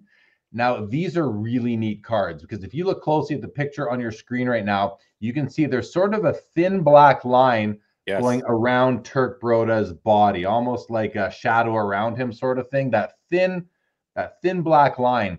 And what it is these were pop-out cards. The kids back in the day were somewhat meant to fold that card in half so the background folds out, and then you have just the silhouette of Turk Broda floating in midair and the rest of the card being beneath him. And so for that reason, a lot of these cards didn't survive very well. You can actually find copies of this card in PSA slabs where the top half of the background is completely missing because it was cut off or it fell off over time. So to find these cards complete and not perforated, I guess, is very, very rare. Look at the pop count here. Only 52 copies of this card at all have been submitted to PSA. 52 of the Turk Broda have been submitted ever, with 23 of them being 3.5 or lower on the PSA scale and 18 being a 4 or a 5. So what's that? 41 total of the 52 are graded PSA 5 or lower. There are 6 in the PSA 6 range, 3 in the 7, there's 1 8, and there's 1 lone PSA 9 out there. And this card on the PSA set registry weighed in at a score of 8, which is very high for these cards. Again, I think on the specific set registry I was looking at, nothing ranked higher than an 8. So except for in the pre-war, in the 30s at least, there might have been, the Gordie Howe, the Vezina, the Orr, those might be 10s. But as far as because I was actually filtering by the 30s guys, nothing higher than an 8 from cards of the 30s. So that was also somewhat of an indicator for me which cards would qualify here. So that is your third card on the list, the 36 O-Pee-Chee Turk Broda, number 97. If the card is popped out, is that an automatic altered? Great question. I don't think so. Okay. I don't think it's an altered. I don't know. Maybe it's an authentic because what PSA does is if a certain percentage of the card is just missing altogether, like that Gretzky rookie card, the Bo Sports cards bought, or the Wagner T206 is sold last year, the year before, they make it authentic if not enough of the card is there. So I think they would just be slabbed as authentic, Phil. Okay. That's my guess / understanding. The original die cut, we'll call it. Yeah, exactly. No, it's funny, but that's like exactly right. Yeah. It's a great card. This is not my card. I do not own a copy of this card. I don't think I've ever owned a copy of this card. All right, let's go to card number 4 from the same set. 1936 O-Pee-Chee, Sil Apps, card number 101, Toronto Maple Leafs legend. Total PSA submissions on this card was 74. 17 of them are 3.5 or lower. 34 or 4 are coming at 4 to 5.5. So 51 of 74, about 2/3 of them grade no higher than a 5.5. 19 of those 74 are a 6 to a 6.5. There are 3 between 7 and 7.5, and there is 1 lone PSA 8 out there. Now, I used to own this card in a 4. I think this was my copy. I'm not 100% certain, but I do not own it anymore, and it's one that I would like to get back at some point. Sil Apps also had a worldwide gum card in 1936, and the set registry weighting for this card is a 7, which is, again, very strong. And this is a card that's going to appeal to not only Hall of Fame collectors, vintage collectors, but Toronto Maple Leaf collectors as well. Pretty nice eye appeal for a PSA 4. Yeah. That's why I bought it in the first place. And when I sold it, I hope to do well with it. Yeah. It's such a cool card. It's one that I wanted for so long. And it's one that, when I got out of a bunch of my cards about 15 months ago, I don't have much regret for that, but there's only a couple I wouldn't mind buying back eventually. This is one of them. I'd like to get a Sil Apps card again, just because look at it. I don't have a 36 card anymore. So be nice to get one. All right, guys, if that's it, then we're going to go to our final card. And this is the one where I could see there being the most controversy. Maybe the Broda too, but card number 5 is a 1933 V252 Canadian Gum Ace Bailey. Now, this is a no number card. They didn't number the cards in the set, which was interesting, but it doesn't really hurt or help the product at all. But look at the total PSA subs on this card. 48 only 48, 18 of which grade between a PSA authentic and a 3.5. 24 are a 4 to a 5.5. So right there, we're at 42 of 48 or no higher than 5.5. We have 2 6s, 3 that come in at 7 to 7.5. I think it's 2 7s and 1 7.5, and 1 lone PSA 8. Now, what's interesting about the Ace Bailey, and you might say to yourself, well, he also had rookie cards in the V129 set, which is the anonymous. He had the Hamilton, he had the Sport Kings, and the Worldwide Gum. So, Jeremy, why would you pick the Ace Bailey V252 Canadian Gum card? And the reason really is that I just love the aesthetic of this card. A lot of times that bottom quarter, the lower third where the F is, was cut off and removed, because if you cut those off and sent them in, you got a prize. So they're tough to find. I think they're cool. And then where my bias really comes in, I just want to be transparent about that, is that this is my card here. That's my exact card, guys. But so I'm at the Cleveland National. I'll tell you where I got it. Cleveland National, 2012 or 13. I'm set up. Guy comes up to me. And I had hockey cards. Not many hockey card guys there. Guy comes up to me. He's like, had to pay for some medical bills. He had this. He had Bobby Orr rookie. He had some old C56 cards. There's just a mishmash of stuff. I bought it all from him, and this was raw. And before I left the National, I went to the PSA booth and I submitted it, and it came back as 7. So I self-submitted this card, which is really cool. Which actually is interesting, because now that puts a frame on this serial number, guys. This serial number is 23276978. And if I'll figure out exactly what year I had this graded. But that's the year when 2-3 started. That's actually really interesting little tidbit out of this segment here today, guys. Yeah. This card goes hard. The red, the F, the hockey picture gum. Like it's a great card. Well centered, decently. And the back. Look at how much text there is on the back. Like it looks like a Bible. What is that, John 13 and 14? Well, you got English on one side and French on the other, so that's part of it. But yeah, I mean, just a fan. Actually, I can tell you right now when I acquired this card, because I have my my organization system attached to it here, and I can tell you that I bought this card at the Cleveland National in 2014. So not 12 or 13, like I said. So 2014.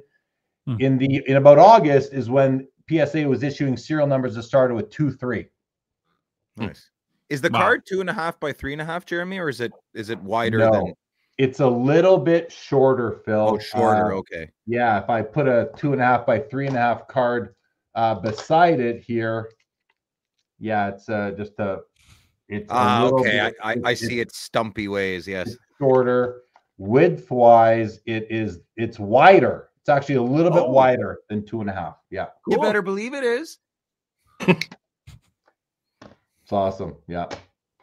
Okay. So that was card number 5. And that's it. So he, like I said, he has these other cards. If he had no O-Pee-Chee, which I don't think he does, because I couldn't see anything about it.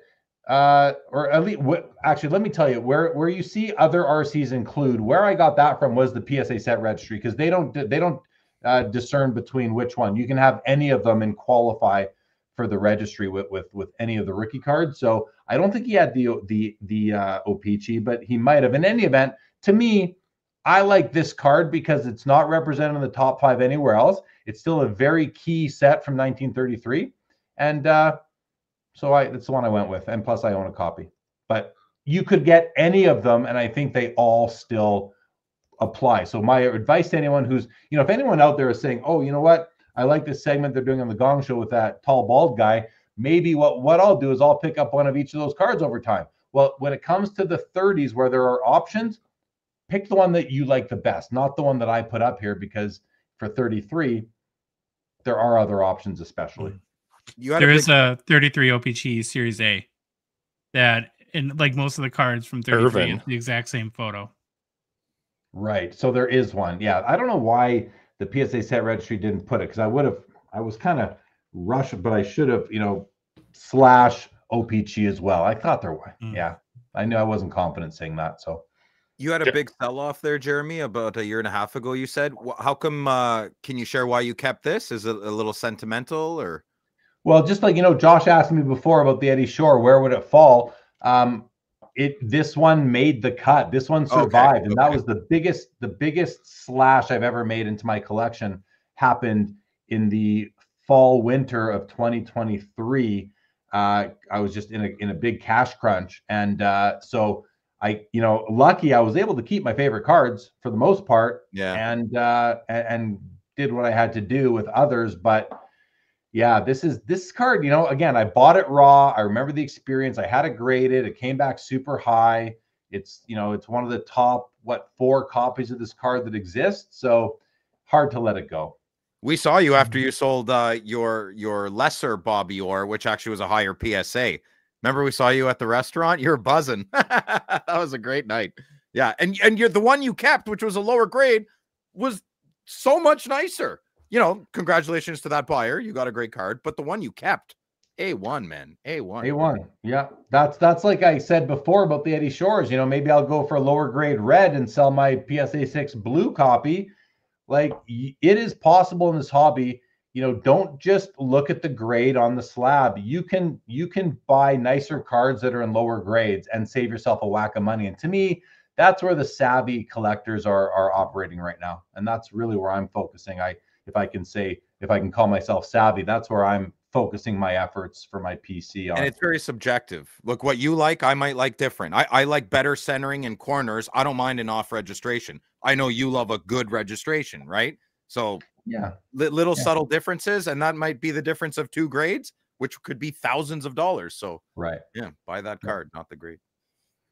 But that's about it, guys, for the 30s. And the 40s are going to be slim. I don't even know if we do them. We might have to skip right into the 50s. But I'll talk to Josh about that, because you might not want to have a hole there, Josh. You might want to say, no, let's do the 40s, even if there's even if there aren't that many cards. It's probably worth doing, actually. Is that because of the war? 39 to 45 mostly? Exactly.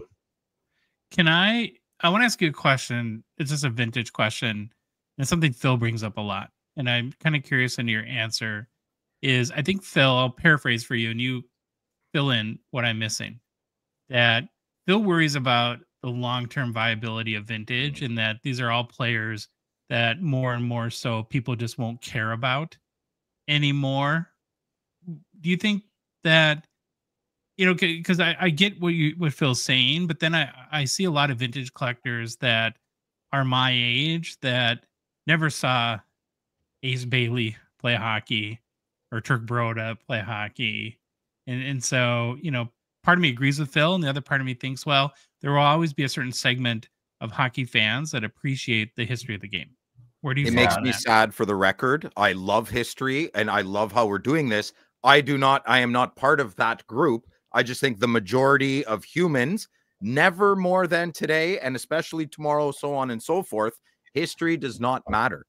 In the way the world's going digitally, more and more, and it matters to me, and I think it matters to society, and I think we should always remember history, not to repeat it, but not to go down that road when it comes to the hockey cards. Like I noticed with my son, Hasselhoff, he loved older players, but he's 16 now. He could care less. You know, so it's leaving our kids sooner the history and the pedigree and the respect, right? Like Art Ross should be respected, if not remembered for his points, and he should be respected for what he did for the game of hockey. Same Maurice Richard, George Vezina. I mean, everybody we're learning about, right? I don't think that mindset is going to continue, and it's already dwindling. There's lots of guys my age who don't care about this and will skip this, and that breaks my heart. It's an absolute shame, I think. There's lots of collectors out there who don't, they just play in the ultra modern world, you know? That's okay. I mean, it's okay. Yeah. No, I'm not. Hey, it's a completely. Yeah, I know. We're all agreeing. I'm saying for everybody. You, right? I have no issue with it. So let me take a stab at Josh's question, and I'll start off by saying, guys, that I think about this a lot because I've got lots of vintage cards in my collection. So I do think about it, you know, from a family perspective. When is the right time to sell some of those cards, right? If it's because I can't take them with me when I die, so I want to make sure I leave my family as you know, secure as possible. So the one, okay, access to information. We all have it now. You can go learn about these players. Go to the Hockey Hall of Fame website, learn about them. Go to the Hockey Cards Gongshow. Go to the Hall of Famer segment. You know, no, seriously, like that little segment itself should be its own YouTube channel or clip channel or whatever, right? Just so people like that is really important information. I think it's evergreen. It's going to live on. So, but still, why are people going to care about these old guys, even if there's information out there? Well, I think it comes down to history, because I think history is the most collectible thing there is out there. Because even if we didn't see them play, so eventually I think it does expire. But when is that? Is that in 4 years or 5 years or 10 years or 25 years? Or is it in 100 or 150 or 200 years? Like, when are people going to not care anymore about Gordie Howe, Wayne Gretzky, you know, Maurice Richard, all these, George Vezina? If they change the name of the Vezina Trophy to the Patrick Waugh Trophy or the Jacques Plante Trophy or whatever they change it to, that could hurt the allure of the George Vezina cards from the early 1910s and 1920s. So, but here's the thing. I just think that people have this innate curiosity about history, and we will always have access to the information. And I think there's a certain group of people, and maybe it's, I don't know what percentage of collectors or hobbyists that are always going to want to go back in time. And so when I started collecting cards, it was in the 80s. And all I knew was Dale Hawerchuk and Wayne Gretzky and freaking Lanny McDonald. Like, that's all I knew, right? Because that's what I would go to see, who I'd go see play. But as the 80s went by and I got older, I got into my late teens and then into my early 20s eventually, I got really interested in looking back in time, looking back into the 60s, the 50s, the 40s. And then when I learned about 1910 cards, I mean, my heart just went blah, blah, blah. Like, I was like, these things are amazing. I need to collect them. And I started to, and I did. So, I mean, listen, I struggle with this question too, because I don't know which way it's going to go for sure, but I lean towards a bit of a hybrid. I think that as far as cards, the lower tier, less important players are going to be forgotten about. We're seeing it in other sport, Hall of Fame, you know, member as member populations as well. But I think certain guys are going to withstand the test of time, and it's not going to be everybody. So I still have my Ace Bailey, my Eddie Shore, my Howie Morenz, the key guys. But when I did my sell-off, Phil, I moved the lesser known guys. Okay. That's what so again, Josh, your question, it's such a hard one to answer. Think about the art world, stamps, coins, rare books. The most valuable ones besides Harry Potter are, coins and stamps are from the 1800s or even early Greek coins from BC. The drachma. Those are the most valuable. Who cares? Yeah. It's 2,000 years old. Well, it's history. It's artifacts from then. So I think you're always going to see interest in some cards from the 1900s, some from the 1910s, 20s, and so on and so forth. And then you have the true ones that will stand out, the Gretzkys, the Crosbys, the Orrs, the Howes, the Lemieux. I mean, people will always be interested in the best of the people you see at the top of the record books, the top of the standings. Those people, I think, will always be collectible. And Phil, when you reference your kid who's 16, I don't know a 16-year-old that cares about history. It's guys in their 40s like us and 50s. That's when we start watching the History Channel for fun. We become our dads. You know what I mean? I feel we're very separated from the generation underneath us. And I feel like we're closer to the older generation above us. And there's a big separation with the one below us. I think you're right. I think you're right about that. We are. I feel that way too, because we are we saw the internet come out. They know nothing but having the internet, right? I remember the first iPhone drop. They don't. So there's all that. But I also think I see so many youngsters now at card shows collecting vintage. More modern. Don't get me wrong. More modern for sure. But I see enough young kids. By young kids, I mean 12 to 22, let's say, maybe 25 even, that are really interested in vintage. And I'm always so impressed with those. Those are the kids that come by my table that I'm the most interested in talking to, because anyone can go out and collect Mitch Marner and Matthews and freaking Pinto young guns. But how many people are out there collecting, Jean Beliveau's and Yvon Cornwalliers and Frank Mahovlich? Is not that many. But when I meet a youngster like that, and there's one guy on YouTube, Ryan Nolan, he's Breakout Cards.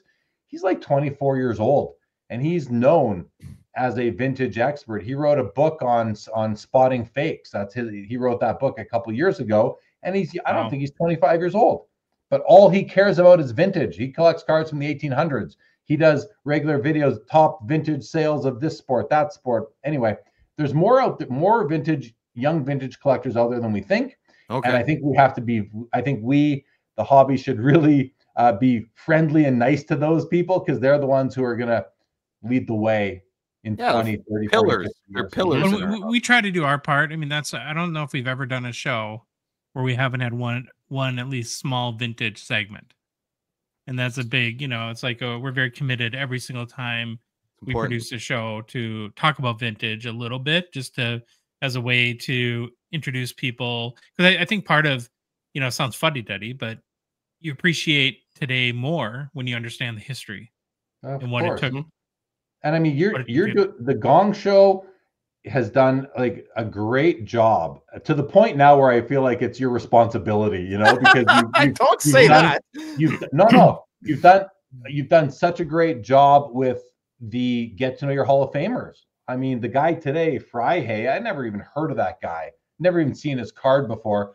I'm glad I heard about him and learned about him. This series with me, I think is great to do, to show people the card. You're getting to know the Hall of Famers. We're showing some of the cards from each decade. We're going to go right through to ultra modern as well, right into the 2020s eventually.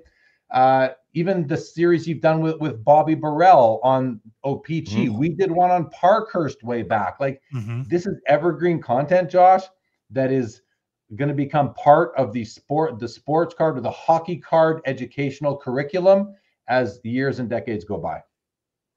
Wow, thank you. If we ever get a studio, I'd like to redo all of this in studio. So we're starting over. We're going to redo episode 1. Call Jeremy. Troy, get back here. Okay. Thank you. That was amazing. Cannot wait to have you come back. And we'll figure out if we do the 40s or 50s or combine them or what happens there. Okay, going to move on to new product releases, which is brought to you by your friends and partners at Mint Inc. We didn't do honorable mentions. We got to flash the honorable mentions. Let's do it. Oh, yeah, flash them. Sorry. There's 10 more cards, guys. 10 more cards. Dick Clapper, nice. 1933 O-Pee-Chee. Say it again. Say it again. Dick Clapper. Dick Clapper. That was terrible. That was really bad. I don't miss that. We got Dick Clapper, Louis. Next up, we got the Charlie Conacher from the same set. Look at those two greens, how different they are. Although that can be photography. The Clapper, the Conacher. 1937, Gord Drian. Drillin, as it says. Another 37, just like the Toe Blake that we saw. Next up from 33 O-Pee-Chee, Harvey Busher Jackson. There's an orange O-Pee-Chee. Also from 33 O-Pee-Chee, the Ching Johnson, the Joe Primo. Look at that red. Beautiful. The Joe Primo, the Babe Siebert as well. All Hall of Fame rookies. 1936 Worldwide Gum, Conn Smythe from the old Smythe division. I believe that was actually my card. It did not make the cut. I no longer own that copy. And then to wrap up, two more 33 O-Pee-Chees, the Nell Stewart and the Roy Warders are also worthy of mention. I'm fairly confident that none of these would sneak into the top 5. Maybe Charlie Conacher, maybe Dick Clapper could. Wait. Who? I did it. Maybe Dick Clapper could punt. Maybe these guys could punt the Turk Broda. That would be it from my perspective. But other great cards from the 30s. Sorry about that, Josh. Forgot. Back to your minting. Your minting section. We got to do our thing, so it's perfect. Okay, yeah. So now new product release is brought to you by friends and partners of Minting. If you're in the GTA, and if you don't know what that means, you're probably not in the GTA. But if you're in the GTA, Minting is the destination for all your hobby needs. New hockey boxes. Yeah, they got them. Huge single selection. Check. Phil's new love, Pokemon. What? Yep. You can do grading submissions, consignment.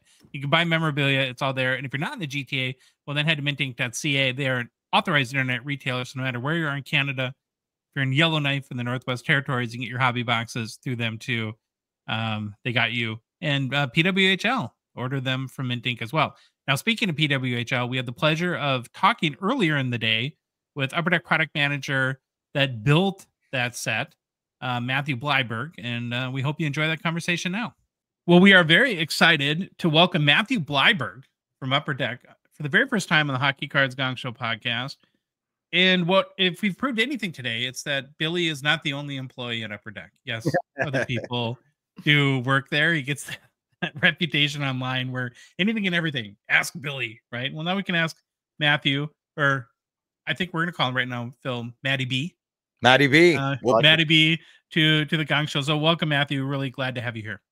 Thanks, Josh. Thanks, Phil. I appreciate finally being here. Yeah, Billy's not the only guy here. So he's great. But I'm glad I could talk to you guys today. Is he great? You want to talk crap about Billy? Well, he sits next to me. So we posted his cell number once. He got pretty mad about that. So he said, "Don't do that again." That's funny. Okay, so for anyone who may not be familiar with you, how long have you been at Upper Deck, and what are like some of the other sets that you work on before we get into PWHL? Yeah, well, I'm a product manager for Upper Deck. I've been with I've been in the industry for over a decade, but I've also been at Upper Deck for, I would say, a little over 2.5 years as a product manager. Okay. I work on products. They kind of range through the spectrum, but anything from MVP hockey to clear cut to stature hockey. I saw Phil's face for that. Yeah. But yeah, it's kind of the multitude, and then I do some AEW as well and some other fun things with the company as well. Gotcha. Well, I'm really excited about today's conversation because it's not often where we have a brand new product for a brand new league. Like this is really the first ever PWHL hockey set. And so when I was thinking about, well, what that must be like for you to build, you know, on one hand, I guess when you're working on like stature, right, there's sort of a playbook, there's guardrails you have to follow. This is kind of the brand and what the cards typically look like. And so you get to color a little bit, you know, but again, you have to stay on brand, I guess, with those products, where this is probably much more of a blank slate. And so how did you guys start the process of trying to figure out what you wanted to do for PWHL? Yeah, thanks, Josh. I'm really excited for PWHL and was really excited for the inaugural release. We decided it would be smart to go the flagship route initially for the first pack product release.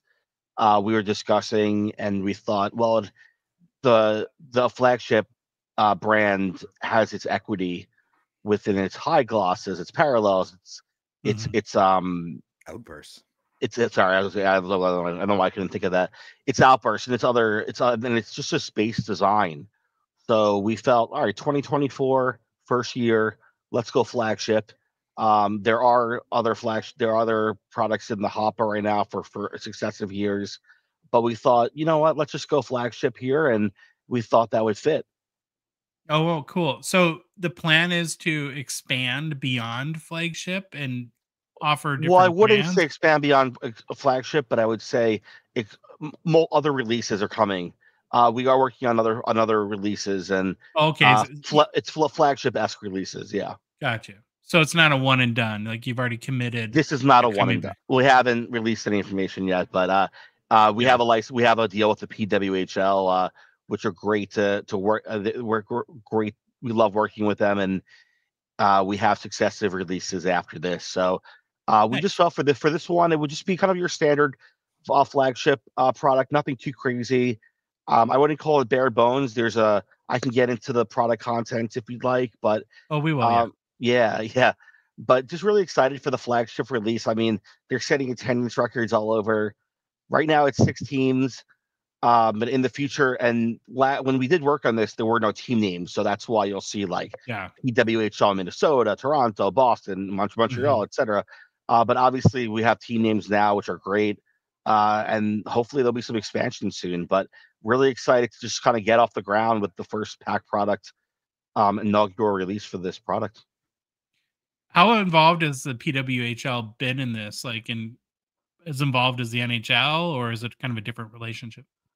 No, I'd say it's a burgeoning relationship where we just started working with them. So we're they work close with us like the NHL as well.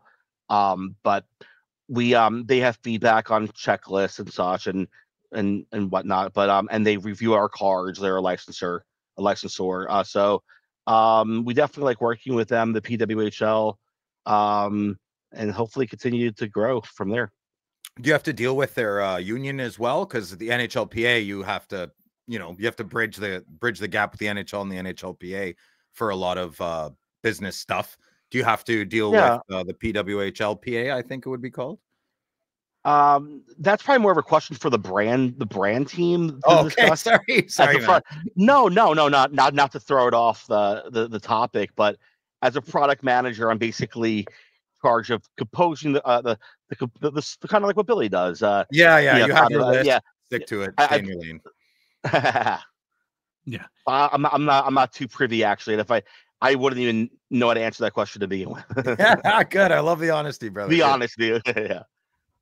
Has the PWHL, the league, offered any sort of like support and like marketing support? Like, do you have any idea if they're gonna help promote the set and get that out to, or let their fans know that there's the opportunity to collect cards for their favorite players?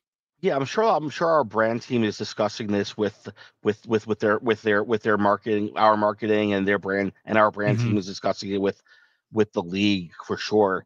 I don't know of any specific instances, but it's kind of like it'll be easy, a low-hanging fruit, as a kind of an inside joke in the office, but like a low-hanging fruit would be to help them market our cards. It's a mutual beneficial relationship right there.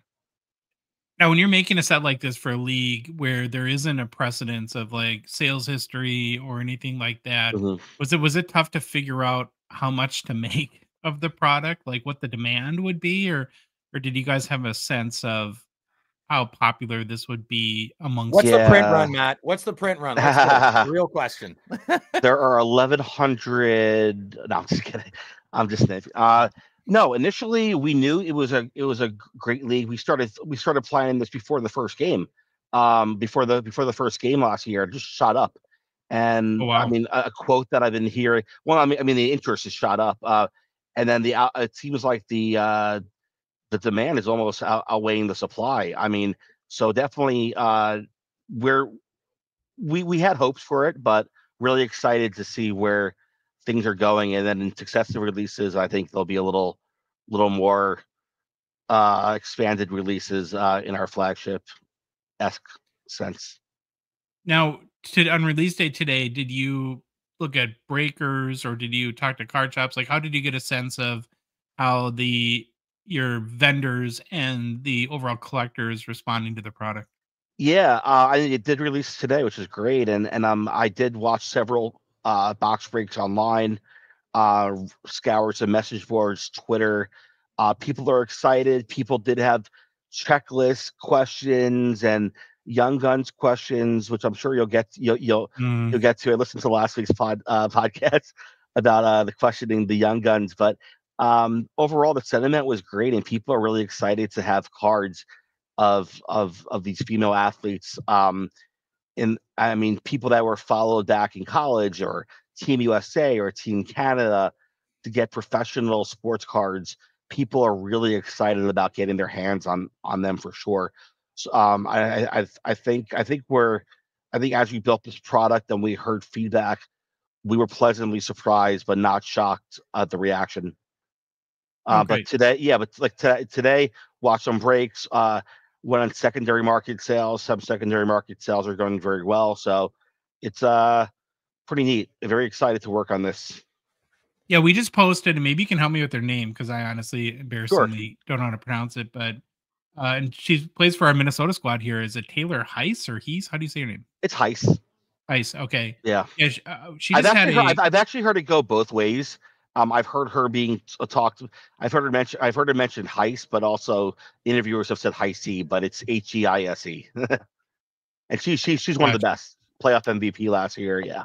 So Matthew, you were saying that there's an incredible amount of interest, and that's amazing. It's absolutely phenomenal. Yeah. I personally believe for the PWHL to grow and be super successful, it needs to appeal to girls hockey at a young age, and like high school levels, university, college. Yeah, we're three men on this panel, and I've heard a lot of excitement from men. Have you gotten any feedback from females and women and girls? Maybe you don't know the answer, I don't know, but is Upper Deck doing something to cater Young Guns and high gloss to females? Like, we're dudes, we like to collect things and touch things more. I get that. Yeah. But I'm sure Upper Deck figures that out. But there obviously are going to be women and girls who want to collect things. And I just think it's vital to get the female into it. How, from your experience, have you noticed the feedback? Has it been mostly from a bunch of dudes, or, you know, like, what is it? No, I mean, I was at the, Phil, I was at the National, also the Toronto Fall Expo, and I had people come up to my booth just discussing it. A lot of women, a lot of younger. I mean, there's dads with their kids, like, I don't know, 6-7-year-old. And we had in the Toronto Fall Expo, we had PWHL cards in our promo packs.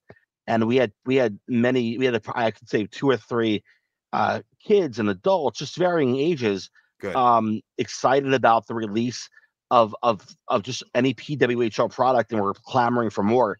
And at that point, we didn't publicly solicit it, but I said good stuff is coming. Also, there's a women's sports cards group, and people were happy about that. I got to talk to one of them at the National, and they're really excited for the release. Awesome. Obviously, we know we're dudes here, you know, like you were saying, Phil. Yeah, I mean, it's probably realistic. But obviously, I mean, I've scoured the internet today. I've done as much research as I could. I mean, obviously, you're not talking to hobby shops yet, but just looking at, like, hey, this is great, and it's coming from like a young woman, you know. So yeah, I'm really happy about that, and I think we'll market. Well, obviously, you know, it's a marketing point, but it's just so happy to have women have their, and I know who come from me to say this, but to have their heroes in the trading card form, it's pretty neat. Love it.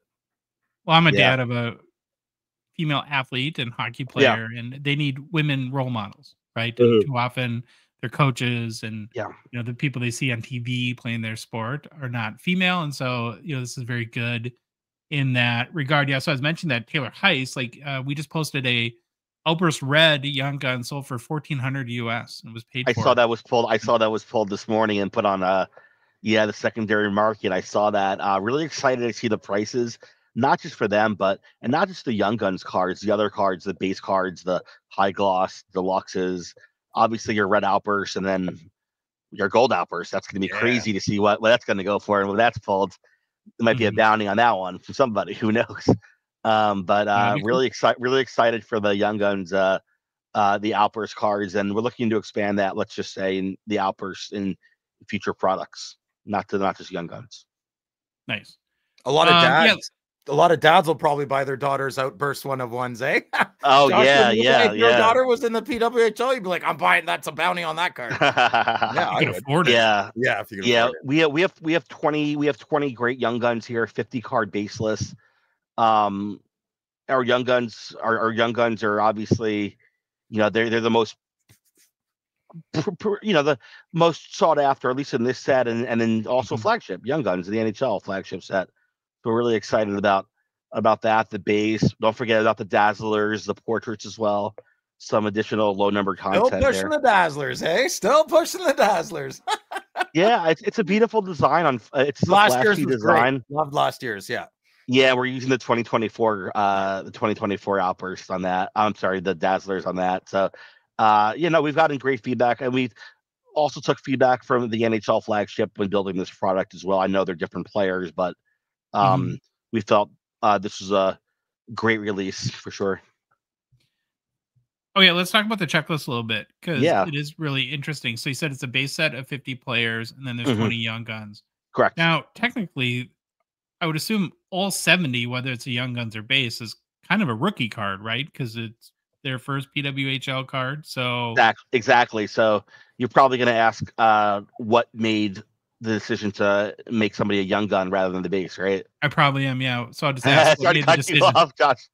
Yeah. I'm jumping ahead of you here. That's a great question. So you're right. It's the first year of the PWHL, first release. For lack of a better phrase, it's all fair game. It's all fair game. I mean, our content management team that puts together the checklist. I don't put together the checklist per se as a product manager, which helps build the holistic overall view of the product within any of the subsets. But our content management team did painstaking research within the time frame that they had to build this, and they picked the top 20 players per se, which is why you see a lot of, not to say the 50 in the base are not good, but that's why you'll see Alina Mueller, Kendall Coyne-Schofield, Sarah Nurse, Taylor Heiss, and Renee Debian. Like, you'll see them in the Young Guns. Going forward, though, that won't be the case, since if you've had a Young Gun previously, you're not going to see another Sarah Nurse Young Gun. You'll probably see a Sarah Fillier, who is one of the most talented young players out there, and her first cards which we just signed her to an exclusive deal. She will be in Young Guns, assumingly going forward. But this is kind of an all fair game thing. The good news is the base list, though, as the seasons developed, there are some real solid people like Aaron Frankel, the goalie from Boston, Maddie Grooney, who I think could have probably been in the Young Guns, but that's just my opinion. But the Minnesota goalie who won the Walter Cup last year, and Jocelyn LaRock. I mean, so there's some really good names in there as well. But to answer your question, yeah, it was the first year, fair game. Yes, there's players in their 30s, so I guess they're not, and they played professional and country team oriented before, but it's the Young Gun. So technically, for its first year, the first release, so it's their first card. Matt, you're the product manager. You can put whoever you want as a Young Gun. Billy made a grandmother card. Stitched up. You can do what you want, brother. He really? Yeah. I had no idea. The Stitches card in Series 1. That was really cool. Yeah, I reminded him of. I heard him explain. I heard the story. Yeah, I heard the podcast. I heard that episode where he was talking about that, the grandma and the stitching. Yeah. That was really cool. What's the biggest name you've heard of, or the name you've heard the most often that didn't get the Young Guns treatment for this release that maybe people thought should have? Well, a couple of people in the office discussing the office, and one I saw on Twitter or an X, sorry, or the social media realm was one that I just mentioned. There's two actually. Maddie Rooney, who's a young goalie for Minnesota. I think if she was in Young Guns, I would not bat an eye. She won the Walter Cup, like I said last year, playing outstanding for Minnesota again this year. Joycelyn LaRock, defenseman, longtime defenseman. She plays Toronto on the card. She's she could have made it there, but I haven't seen too much. It's only it's 3 o'clock today, 5 o'clock your time.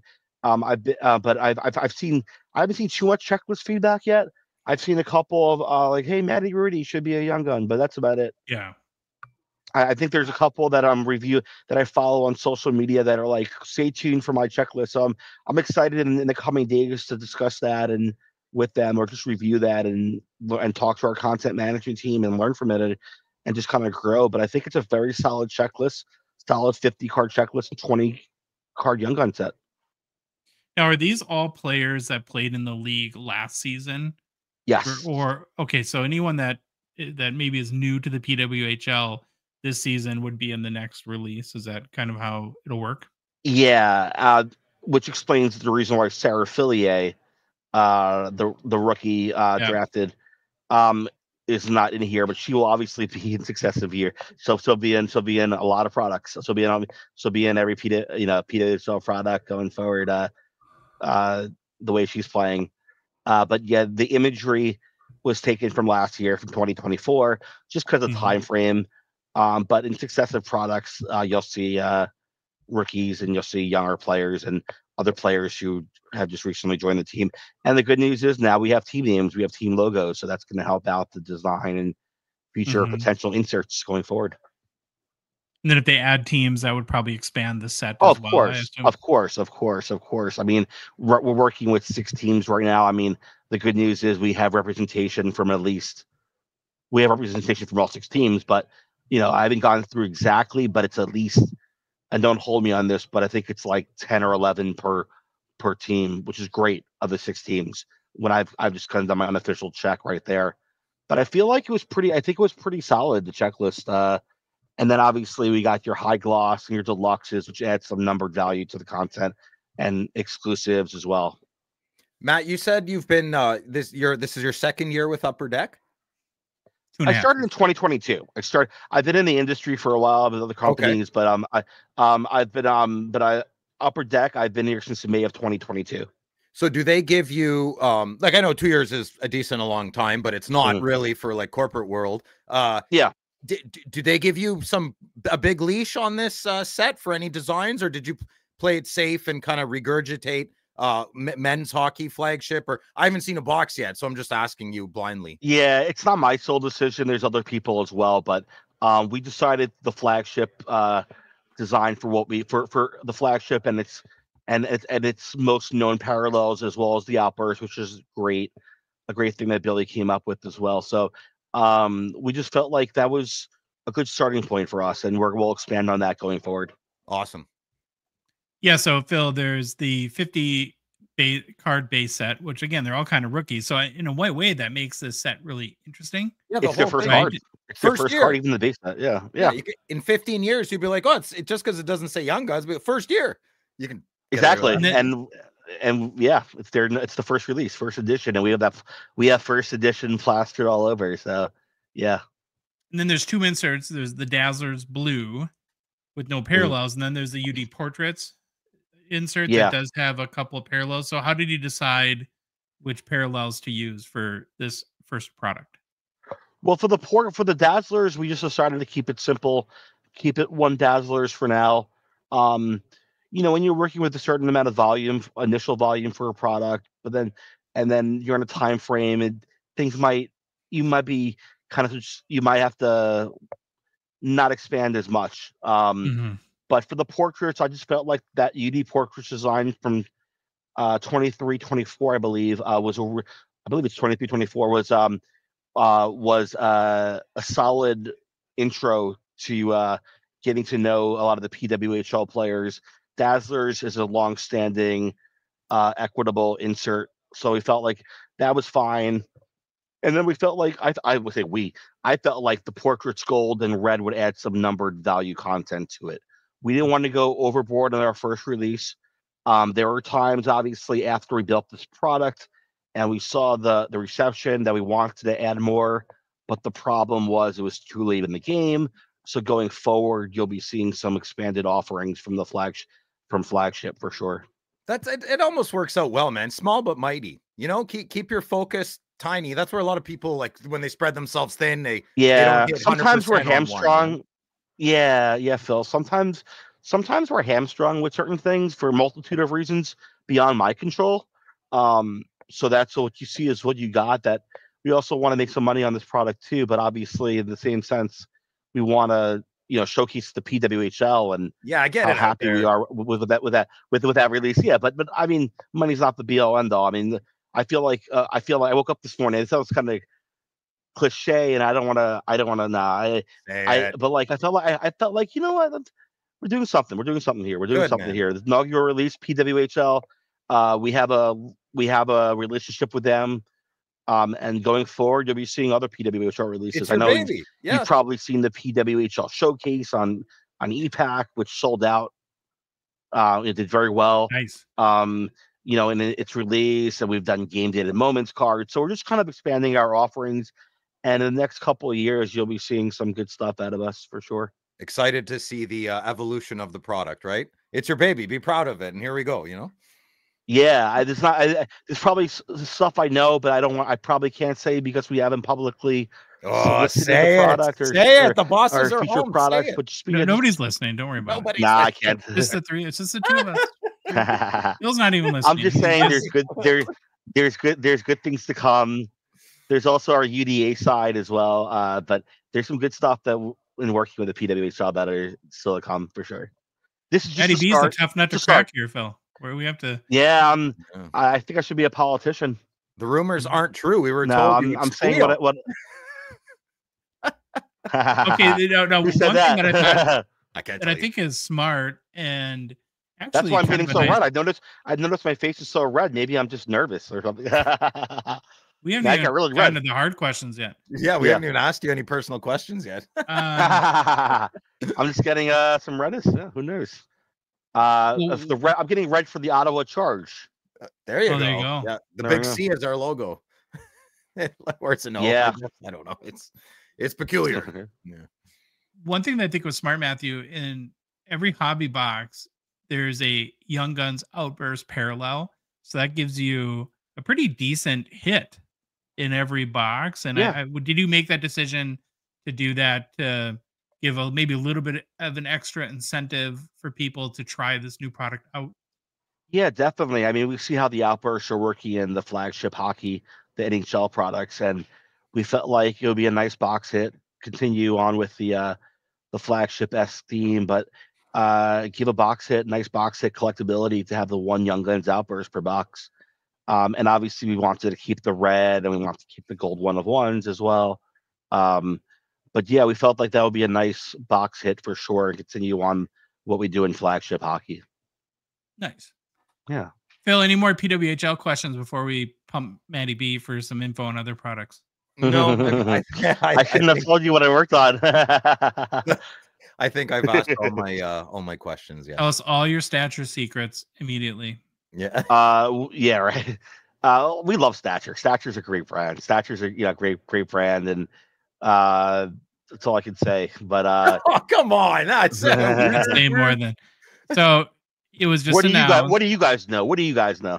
We can't tell you. What was the last year? We're only the civilians. We only know Jason what we know. Say, we'll have to go to HR. Obviously, I can't talk about that. I'm just kidding. We can.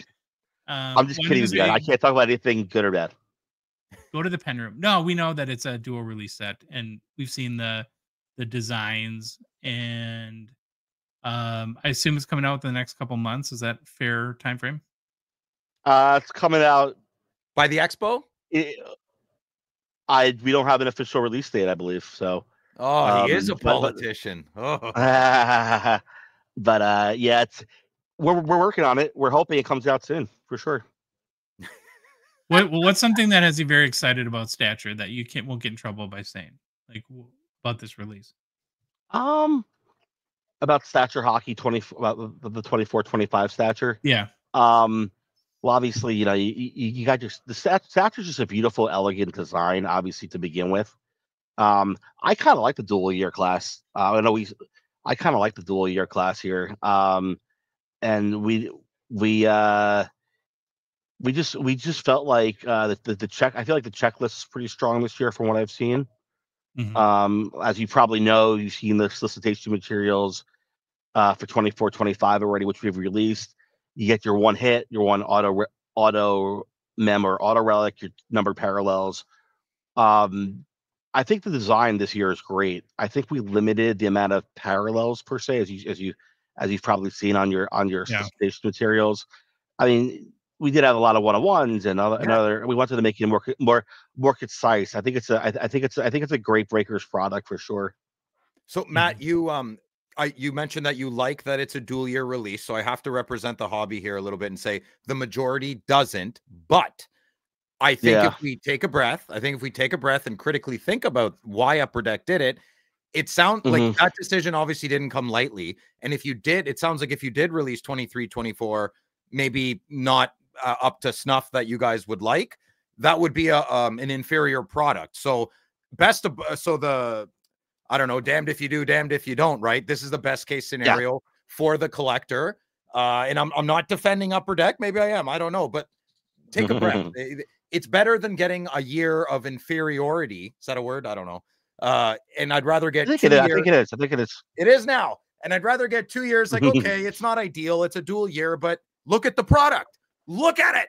Right? So, I don't know. Take it with a grain of salt. Yeah. I mean, Stature is beautiful. I mean, if you get...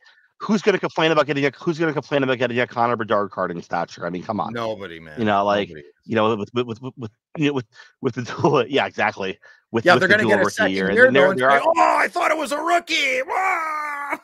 And then I got a question. So when you have dual rookie classes in a product, is one of the maybe potential benefits to the collector that I guess I'm assuming here for a second that each rookie checklist gets pared down a little bit just naturally, where you're going to have more of the well-known rookies and less of the who's this guy bangers. I'd say that's closer to the truth when you have a multi-year product and you have only a certain amount of spots to add your rookies. Now the 23-24 24-25 dual rookie class year, it is authentically a 23-24 rookie, and we're branding it as such. But yeah, there's obviously, to answer your question, yeah, I mean, it pares down the list a little bit for sure, which is great. You know, obviously you got your obvious ones like Logan Cooley and Fantilli and Bedard and your 23-24. Do they say printed? Already. Do they say printed in 23-24? Yes, right? Well, we have a copyright year on the back of the card. Is there anything on a rookie card of 23-24 that says 24-25? Is there anything? There are yes on a 23-24 card. Yeah, like I get a Connor Bedard rookie card in my dual year Stature. Let's say in 2 months when I buy the box before the expo. Does it say anywhere on the card 24? So in 20 years, this is a little tidbit. Did you know fact? Did you know that 23-24 Stature was actually released in 24-25, but 20 years have passed. Nobody realizes it because they don't remember, and there's no indication. Am I saying that? I mean, there's a copyright year. There's a copyright year that might say 2025 on it, but we will call it out as a 23-24 rookie. I think that's a big thing. We'll see. You can't lie about the copyright year. Yeah. But I'm not sure. I'm not privy to too much of that. I thought maybe they were printed in 23-24, maybe, and you guys just held them back and put them in. No. It's a dual year class. It's it's all printed at the same time, class. I guess, right? To my assumption, yes. Okay. Yes. Okay. Yes. Do you have anything else coming out in the relative near future that you're excited about? Like any other? I know I worked on 2025 AEW flagship. Oh, nice. 2025 AEW flagship, which should be coming out in the near future for sure. That'll be fun, eh? A little Clear different. cut hockey is really clear. Yeah. A little. I kind of work on different things, wrestling. I do some other fun stuff here, but with the products. But I dabble in a little bit of wrestling, some clear cut, which is coming out next week. It's next clear week. cut hockey. That's your. Yeah, I got standard. moved up to the 31st. Yeah, man, I love clear cut, brother. It did. Listen, yeah, I moved up to the 31st. So. More early upper deck designs. 90, 91, 91, do you like it? What do you like about 93. Let's go. Phil likes retro. Yeah. He likes the clear cut autos with the. The retro rookie, the retro tribute rookies. We love those. Those are one of your Never bigger stop, hits brother. in the pack. Yeah. Thank you. I mean, there always is a fine line of using too much in the past and using the present. So, but obviously, Clear Cut is known for having its ambitious designs and ambitious new designs, but also some retro, if you want to call it retro designs. But I'm really excited for it. We've released the checklist already. Anything comes out in 9 days? Yeah, where. Anything Easter eggy you could tell us about? Maybe. If I knew it, I couldn't tell you. Secrets are. But I don't think there's any. Not good for your mental health, though. But there's none of that though. There's none Champs of that again? really. I didn't look at the checklist. What's that? Is there champs again? I love champs. Yeah. We're doing a thing called Upper Deck Vintage. Ooh. Which is kind of a take on champs, but not champs again. No.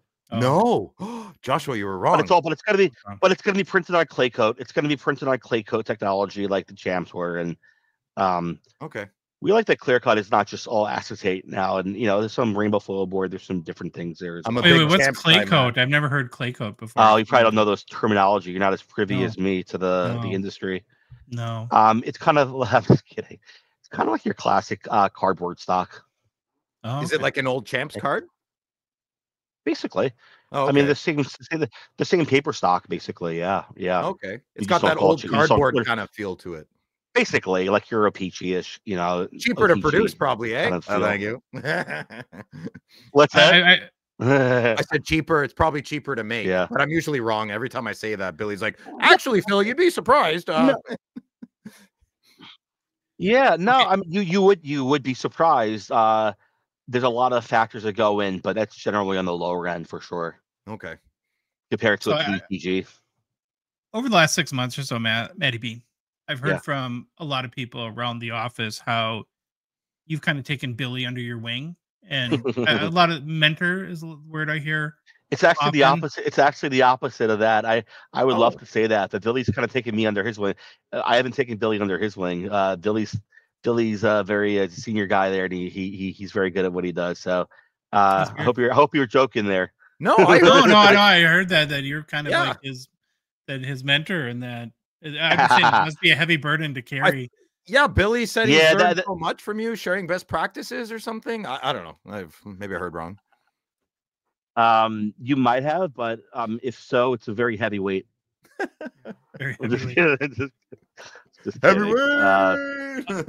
All right. Well, that wasn't too bad. Did you say anything that's going to land you in HR tomorrow, or do you think you did? They're actually at my desk right now. Yeah, so I think they're staring at him like this. You got a meeting notification. I got see me in my office, HR. Like, I don't know. What did I do? Bring a box. Is marketing your boss too? Everyone I talk to Upper Deck, they're always like, I don't know, got to ask marketing. I think they're just siloed, Phil.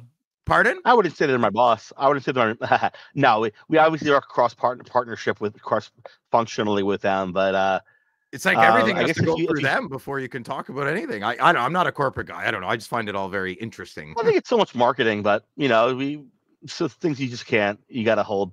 Yeah. I have one favor to ask you. After we're done, can you go into the break room and go into the fridge and find Billy's sandwich and take a big bite out of it, and then just tell him that that's for Josh? Already done. I kind of had that Jedi mind trick on you. I kind of had that already. And rip the crust off the rest and lick it. All right, Matthew. Thanks, Josh. We really appreciate you. Great job on PWHL. Hopefully I was good. Oh, brother, you're the best. I love it. All right. And don't hesitate to have me back on for sure. Oh, we will. All right. Okay, we're back. Well, Phil, what stood out to you? What? Go ahead. What's up? What's going on? What happened? Nothing. It's funny how in reality we didn't stop talking, but an hour has passed for the good listener. And you're gonna Well, be you're like, breaking the fourth wall, I'm buddy. like, "Ah!" So the object of illusion is important. We project that we know what we're doing here. So anything you learned that's interesting in our conversation with Matthew? Yeah, that we putting me on the spot, like you said.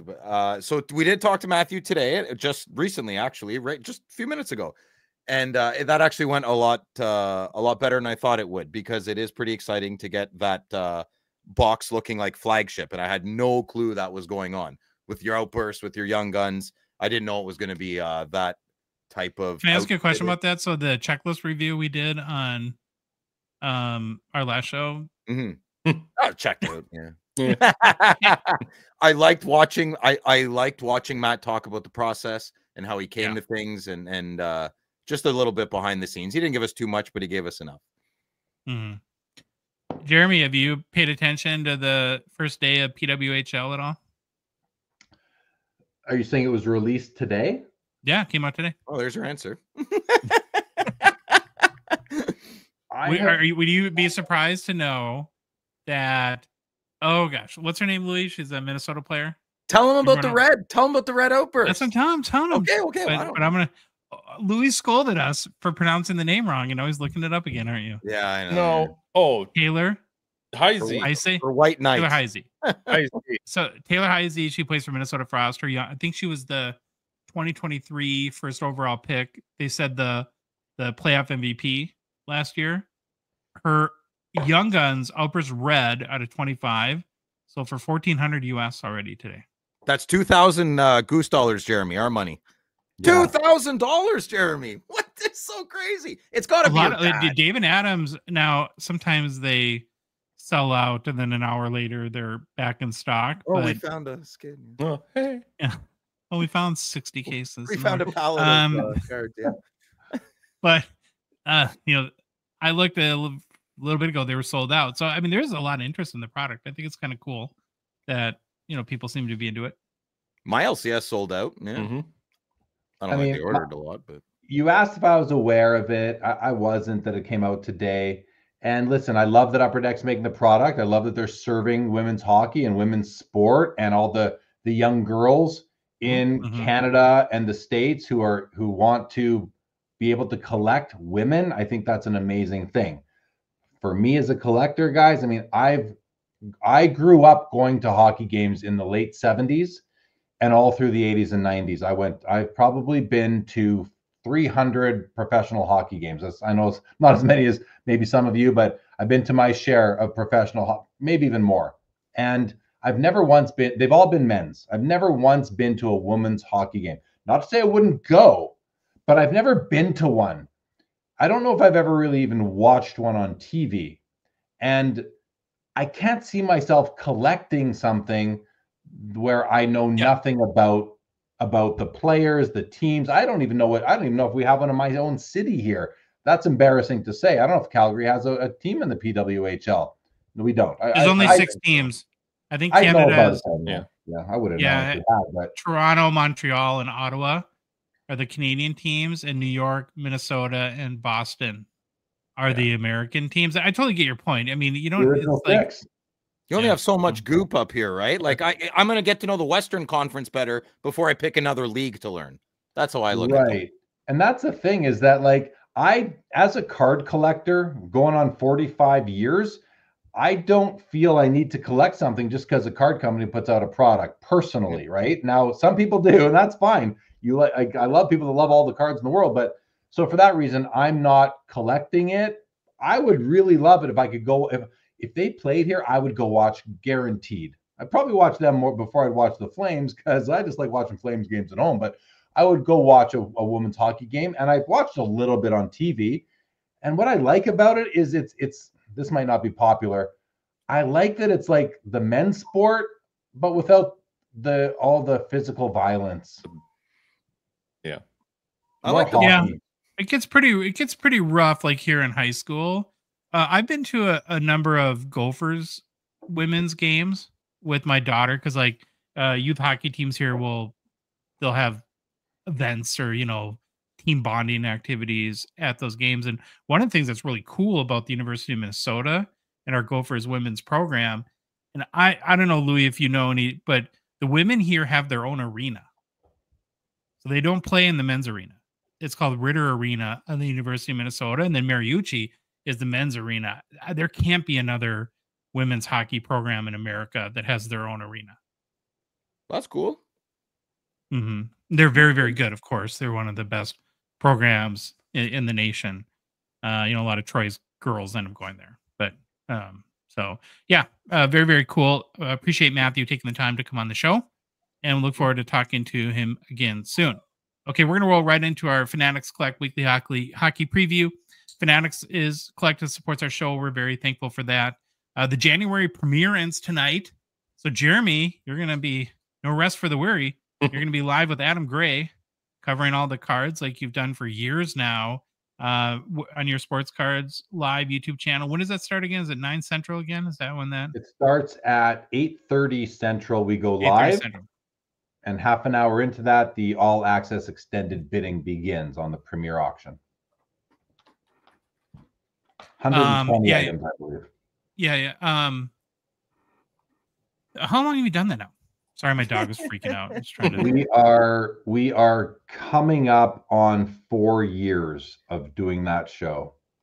Wow. Yeah, it's been a while. That's awesome. There are 7 hockey cards in this month's premiere too, so be kind of cool to see how those end up. But premieres for Hobby Grails, big dollar cards, and our speed is a little bit more the weekly auction, and you and I do another YouTube live show covering the best hockey cards closing in each week. Sunday nights, 8:30 Central, again on your Sports Cards Live YouTube channel. As a little preview, myself, Jeremy, and Canada Phil have each picked out our favorite vintage and modern card to highlight for your education, pleasure, and entertainment. We'll start with our favorite vintage cards in the current Fanatics Collect Weekly auction. I always get nervous when Jeremy's here because I feel like I pick a vintage card and he's going to say, that card sucks. These guys don't know anything. Well, I picked a 1965 Hobbs Hockey Phil Esposito rookie, PSA 7 near mint. It has the Fanatics Collect eye appeal rating in the top 30%. Now, there's been some new light shed on this card, the Esposito rookie, because a couple weeks ago we saw the PSA 10 copy go for a huge dough, more than $72,000 US. Now, PSA 7 pop count is 123. If you're not familiar with Phil Esposito, he just scored 717 goals, accumulated 1,590 points, and it has the 7th most goals in history currently in the NHL, and also won 2 Stanley Cups.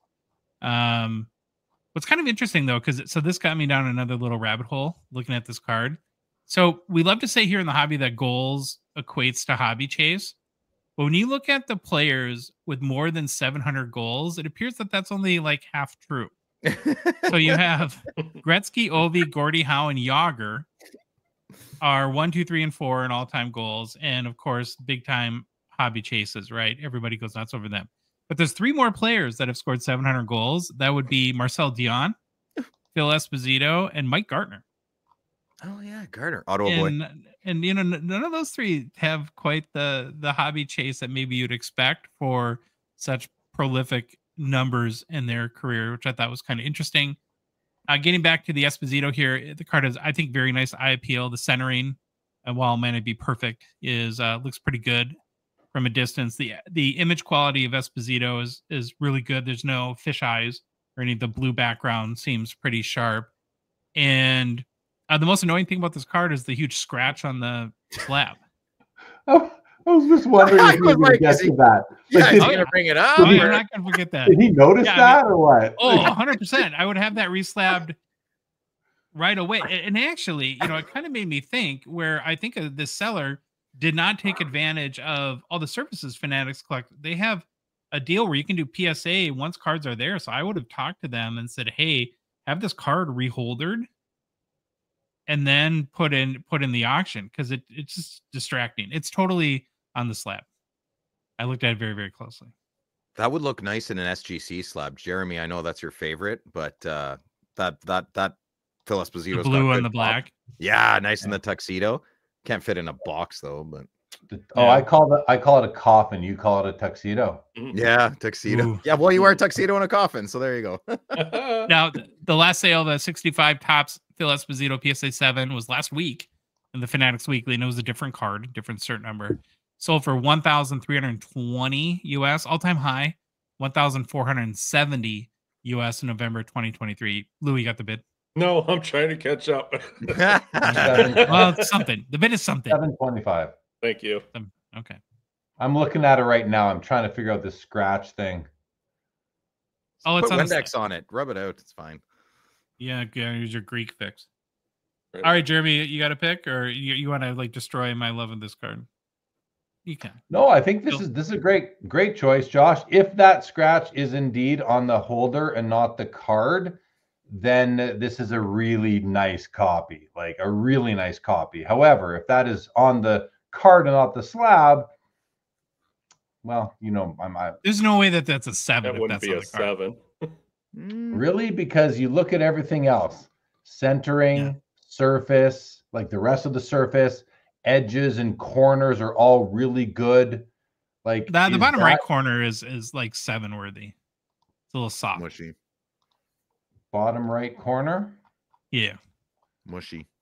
Yeah, it's got an issue for sure. Yeah, but it's 7 worthy for sure. Yeah. I mean, I don't know. I would like to think that would not get a 7 if that scratch was on the card, but I just don't know. How the grader was dealing with things like that day. But great. Again, I wouldn't bid on this without confirming with Fanatics Collect where that scratch is. Personally, I'm not convinced it's on the holder, but I do respect your assessment, Josh. Maybe you looked at it closer. I'm zooming in as far as I can possibly go. The other thing is that it's weird. Like there's this weird shadow around the scratch. If you look at it, there's a weird other tint of blue around the scratch. What is that? Oh, near the right, eh? The right of it? If you I'm zoomed right in on my other monitor right now, and I can see that above and below to the right of his ear, that way on the screen. Yeah, I see it. It's like a dark shadow. So what is that? Oh, I know. It's the shadow from the scratch on the plastic when they took the picture. Coming off boat. Maybe it is. Yeah, it is what it is. I bet you that's exactly. So that's probably a pretty crappy scratch if it's giving a shadow like that. That's a shadow. Cut. Is it? Are you convinced? Yeah. I think it's a shadow. I'm 90%. I don't have my glasses on, so I'm probably only on this show can you find content doing a deep dive on Phil Esposito's ear and whether the shadow is from the scratch on the slab or the card. It's got a great name. All right, Jeremy. Yeah, I think that's good. Pick. I think that helps. Okay. So are we go? There's my pick, right? Look at that blazer of a card, you guys. 1957 tops, Glenn Hall. This is a PSA 7. And I was like, there were a few different cards that I looked at when I chose which one to present today. And this one, it just won out at the end. I was like, yeah, this is the one for sure. So interesting to note, this Glenn Hall rookie card is one of 3 key Hall of Fame rookies from the 57 top set, along with Johnny Busick and Norm Allman. This is an absolutely gorgeous specimen, well-centered, great color, really nice corners and edges, outside of a very small stain on the back of the card, which I don't think I sent you the image for that, Louis. I apologize, everybody. But outside of a very small stain on the back of this card, I don't see why it isn't graded higher. That said, if you care, this card will come with my highest recommendation for someone looking to add this Hall of Fame rookie to their collection. Interestingly, I could only find 2 sales of this card in a PSA 7 over the past year.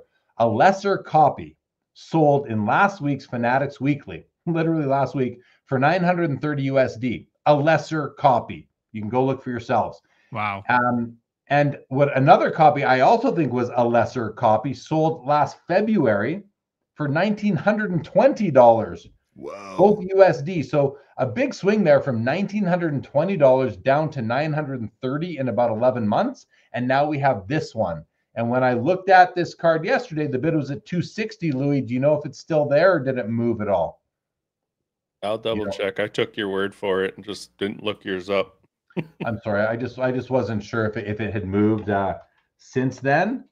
But let's see if I can find it as quick as you can. You'll probably beat me because I was still already at closed out. It's still at $260, plus the 20% buyer's premium. This card right now, guys, is an absolute steal. Like this is we should all be bidding on this card. So I love it. Money, I'll do it. Mm-hmm.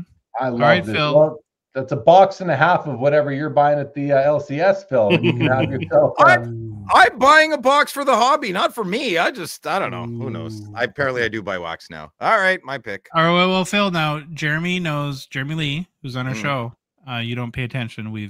I know he's already on the show, obviously. Well, he knows nothing about vintage hockey players or cards, so educate him about the hobby. Oh yeah, tell him about the card you've selected. Yeah. That's why people tune in every week for my vintage knowledge. I love hearing your pick, Phil, because it's pure, unadulterated pick from the heart. Yeah, it's from the heart. Yeah. Okay, so 1961. You're listening to a 1961 Parkhurst, the gentleman himself, Jean Beliveau. It's a PSA 6, but I thought it was a pretty nice PSA 6. I'm going to talk, and then Jeremy, maybe you can let me know if I'm leaning towards correctness. This isn't correct or incorrect. I personally love the wallpaper background on this year's Parkhurst. It reminds me of my bedroom in the late 80s. Yes, good listener. I was born and raised a Habs fan. Don't hold it against me, but I'm very okay with it. Okay. So Jeremy, I don't know, but I did a quick look on ComC and eBay and even other auction. A lot of these cards from 1961 Parkhurst seem to be very well registered and centered. I don't know if that was why, like, they really cared back then, or I got to tell you, it's this weird anomaly in the history of hockey cards that 1959, 60, and 61 Parkhurst cards are all really not like. If you see a PSA, don't think a PSA 8 is rare for those years. There's a higher concentration, and I'm kind of going by feel. I just, from what I've seen, a higher concentration of them in those years than you see in other sets. Okay. Is the card stock different? Is it better, or is it just? I don't know why, Phil. They could have just had good employees, good management, and production was just flying. You know, that's what I chalk it up to, is just more attention to detail in the factory. There you go. Okay, well, I think this is a beautiful card. I also, and of course, this is the classic 2015, 2016 O-Pee-Chee Platinum that used for their retro inserts. So there's a famous Gretzky Rainbow. I mean, not as famous as the Jean Beliveau, obviously the O-Pee-Chee Platinum. You get what I'm saying. It was the birth child, the idea for O-Pee-Chee Platinum in 2015. And I love the connection between the two, because you got history, you got a modern card, and you marry them together. And I think you got a beautiful card here in the Jean Beliveau and the 2015 Platinums. And it's dirt cheap, $16 American dollars. That's all it's sitting at. Nice pick. Wow. Okay, we're going to switch over to modern. My pick is a 2012 Panini Rookie Anthology, Teemu Selanne Prism Gold out of 10, BGS 9.5, a big Teemu card. I got halfway through this and I had a panic attack. That crap, is Jeremy going to get mad at me? He's got one. You've already got one. It's in a tag slab. Hold it back up, Jeremy. Oh, it's got a 10 in the best slab in the business. Not even a 10. It's a pristine 10. Ooh. Wow. I don't know tag grades. What did you say? 990? Tag 10s become pristine at the 990 level, and that's what this one is. Oh, pristine, okay. Very rare. It's like a black label. It's as rare as a black label Beckett, if not rare. Nice. Yeah. I wish like 5 years ago I would have decided to become a Prism hockey guy, because I feel like that would have been smart. They're obviously super limited with the golds being out of 10, and there's only 2 years of Prism hockey, 2012 and 13. Now there is a Teemu Gold Prism out of 10 in the 2013 hockey. Oh, there we go. Hockey set as well. Now the 2012s are going to be more sought after, of course, as they're the first, and first matter when it comes to hobby. And while both are nice, I think I prefer the 2013 better, though, just from a pure aesthetic. But they're both nice, right? And again, this 2012 in Fanatics Collect is going to be a little bit probably more significant from a hobby perspective. So if I'm buying with my head, I'm buying the 2012. If I'm buying with the heart, the 2013. And if I was Phil, I'd have all of both, right, Phil? No, no, not true. Okay. Now, are you guys as bullish on these Prism Golds as I am over the next, 5-10 years? Like, as long as we keep talking about them. Yeah. Got to keep talking about it. I hate that. No, don't say that. Well, I really like them. I just like Panini Prism. Awesome. Mm-hmm. Well, they lost the license. If they don't get it back, people are going to be like, "What? What's Panini? What is that card?" And then Josh will be like, "Meh." I like them a lot. I like both years. I think they're both beautiful, and I think that they are going to last because they are very important in the other sports, and that will help the hockey side of things. Good right? point. Good point. That will help the hockey side of things. I don't think it matters that they lost the license. I think it helps that they lost the license. Really? Ooh, I disagree. Well, in basketball, a guy like a guy who was there from the beginning has them every single year. They've got 12 different years of it, where hockey, there's only 2 years of these Prism Golds. So I think that it's a good point. Could work for it or against it, I suppose. But because, like, if this was a one-off thing just in hockey, it'd be another story. But the fact is, there's a ton of brand equity on Panini Prism Golds. And so I think it helps. I think it helps them, and a lot of hockey guys love that Panini era still. So, yeah, I'm bullish on them, Josh. You want to hold it like a little baby? Didn't say that. Thanks for participating, Jeremy. The last sale of 2012, Panini Solani Gold Prism out of 10 was the same BGS 9.5 that sold for $711 US this past August. All-time high was a raw copy, sold for $996 USD in December of 2022. Current bid is $120. It looks like it is. You better go for it. There's only 9 available. I got mine. I don't. Yeah, that's what I'm saying. 9. There's only 9 available. Better get it, Josh. All right, Jeremy, what was your modern pick? I went with this guy right here, 2018-19 Upper Deck Synergy, Alex Ovechkin, the purple parallel out of 8, numbered to his jersey number. Now, before I get on with this, is it true? Did we learn maybe out of the CDD conference that Synergy is an RIP, rest in peace brand? They cut it from the roster. Yeah, dead. Yeah, I've been hearing that it's not going to live on. It's been killed, slaughtered by Upper Deck. I think that's probably the right decision. For some reason, it didn't catch on much, but Synergy had some of the coolest base sets, being low numbered to the year of release. So, for example, the 27 set, the true base, which are a clear looking card, were numbered out of 17. And just so happens I have the Ovechkin right here, and you can see it's clear, whereas the one on the screen is purple. I do have a copy of the purple too. I'm going to show it to you as well. I have the purple. I actually have the 8 of 8 in the purple. So I have this nice pair here. And, I love these cards. I have a few. I have a Connor McDavid purple as well, numbered 1 of 97. I think I have the base out of 17 as well. 2018s are out of 18 on the true base. But I think Synergy was an overlooked set by so many people in the hobby. So, I'm not a huge fan of the SGC holder that it's in right now. So I would probably crack it out as soon as I got it. If I were to buy it, I'm not going to. I have my copy already. Hey, I got a place you can bring it to. Yeah, I know. Yeah. New sponsor, right? New sponsor. But whoever buys this card is going to be Card Bros with me. So if you're a buyer, let me know. Shoot me a DM, and we can fist pump over that. I wonder how the hobby's going to look back on Synergy in 15, 20 years. I have a suspicion that low-numbered true base and some of the low-numbered parallels like this are going to be coveted more and more as people realize just how nice and cool the Synergy brand was and how low the print runs are. I kind of liken it to some of these, down the road, people are going to be looking for rarity or scarce, rare cards. That's what they're going to want. They'll have everything else they wanted. They'll have their, young guns and the cup RPAs, maybe not Ovechkin, but of many players, the Future Watch autos and that, you know, I think that people are going to be looking back and saying, where are there some opportunities to find really rare pieces? And this right here, there's only 8 of them, fits that mold. Hence, even why I acquired one, because I think it's a cool card that has a chance down the road to be more important than it was during the period of time when Synergy was actually a product on the Upper Deck product calendar. So now this exact copy here, sold twice in December 2022 before it was graded by SGC. First sale was for $117.50, which I assume did not get paid because it sold only 14 days later or so on December 28th for $128 US. So 117 to 128 in December of 2022.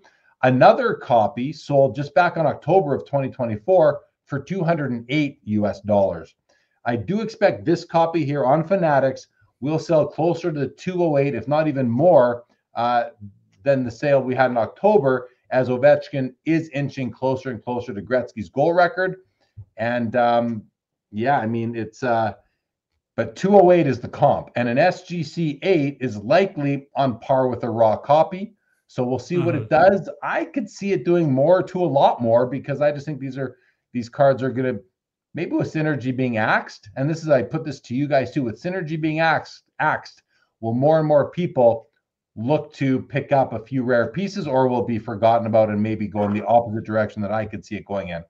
I think it'll be a quick spike in it, you know, since it's fresh info. Synergy's going away. Let's get, and then it'll die off at some point. Level out, similar to the Panini cards, right? Maybe. Well, I didn't have one.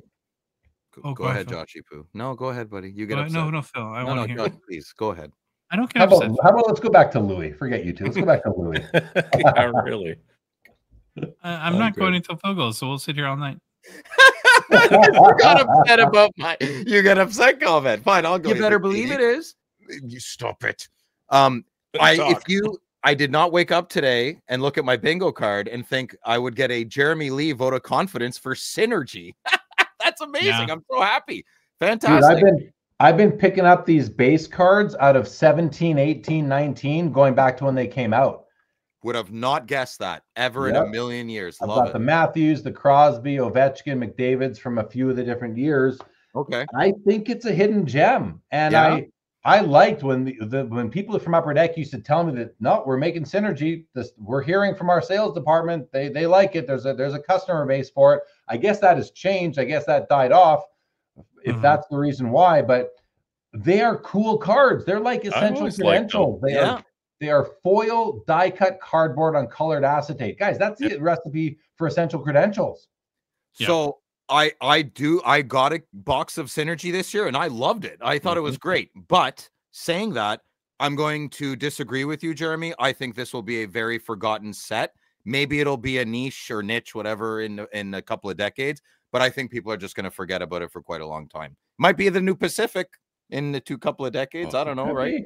Yeah. It could be. But when you got these true base cards out of 17, 18, 19, 20, 21, like, it's pretty cool. Pretty cool. Yeah. I just think I put my money where my mouth is. I collect these. I think there's potential. But hey, if I'm wrong, it's fine. It didn't cost me an arm and a leg. And that's the good part, right? Even if no one else does. So. Well, I think to Phil's point, it's almost too bad that I think this latest release that came out a week or so ago is the nicest Synergy release. Nice. So I guess they're ending on a high. Well, what I think the problem is, and why and this is my theory, is I think the base thing is too nuanced for the average collector to really get.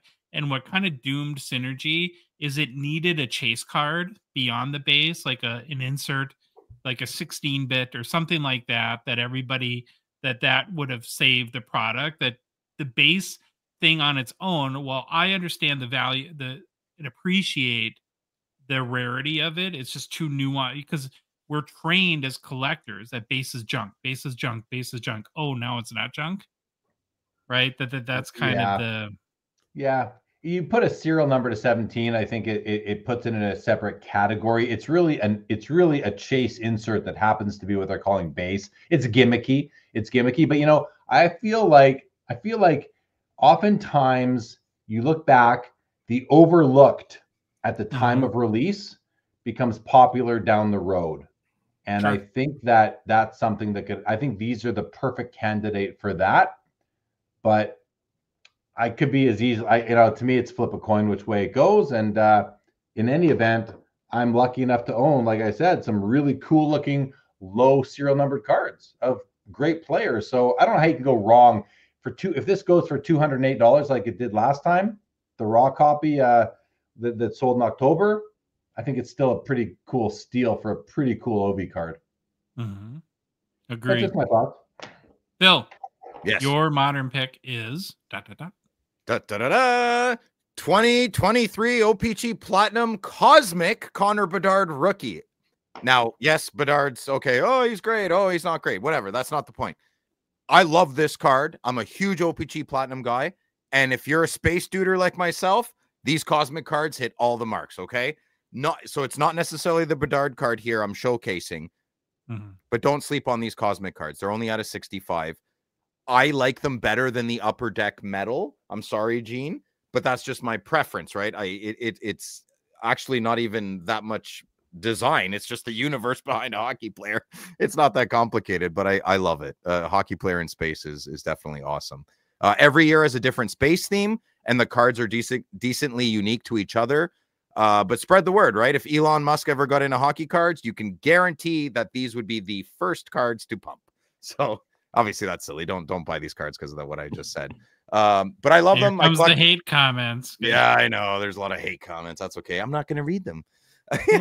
So current bid's at 360 American dollars. That's kind of nuts, but that's your Bedard tax. I pick up Crosby's, Ovechkin. I pick up any player I like, cosmic of any year I can for pretty cheap. They don't go for too much, but there's only been 6 of these ever submitted to PSA. 5 of them are 10s, compared to 642 of his base card. Oh, we're talking Bedard. This Bedard, yeah. Card number 201. Okay. Yeah, this is a low pop copy. To me, that makes it really cool. And I love those planets. That is a Gene McLeod type of thing. Just like I know. They're amazing. Like look at that card. That's a Gene McLeod card right there. Beautiful. And it's planets. The best basketball. Why is that hockey player not wearing sleeves? He's wearing sleeves. He's talking about this one. Oh, this is a hockey card podcast. Yeah. Okay. All right. We'll check out these 6 hockey cards and all the others available this week at fanaticscollect.com. We're at personal pickups. Phil, you have one pickup to share that's going to crush poor smooth. It's not my fault. Dave did it too. We bought it on the same day. I'm over it. I'm over it now. It'll be fine. Jackass. Do you want to show? Yeah, there we go. My Mikey Medano. Yes. What a card. What a card. Love it. Big card. So I have to jump on these lately. I'm getting very nervous with this set. Very nervous. The Patrick Waugh that went for over 2,000 goose dollars. And it all depends on the second one. That's fine. There's outliers on everything. But if the second one goes over 2,000, forget it. I'm going to lose it. I still need my Guy Lafleur. I still need my Habs. I'm a huge Habs history guy. So I had to jump on this Medano. I got it for 280, I believe. 280 or 300. I'm not sure. But I had to get this because I have to have this in my collection. It's awesome, man. That Patrick Waugh that sold, that was my client's card on Slab Sharks, and he was very happy. Yeah, no kidding. And it got paid. Very happy. Actually, all those Patrick Waughs, when I went 0 for 6, and I bid on every case, I feel like 20 to 30% over recent comps, and I got skunked. You should have picked 2 and put mega bid. He was happy, and I'll tell you this too, which is a great thing to hear. Out of all of his cards that sold, 98.6% paid rate by eBay buyers.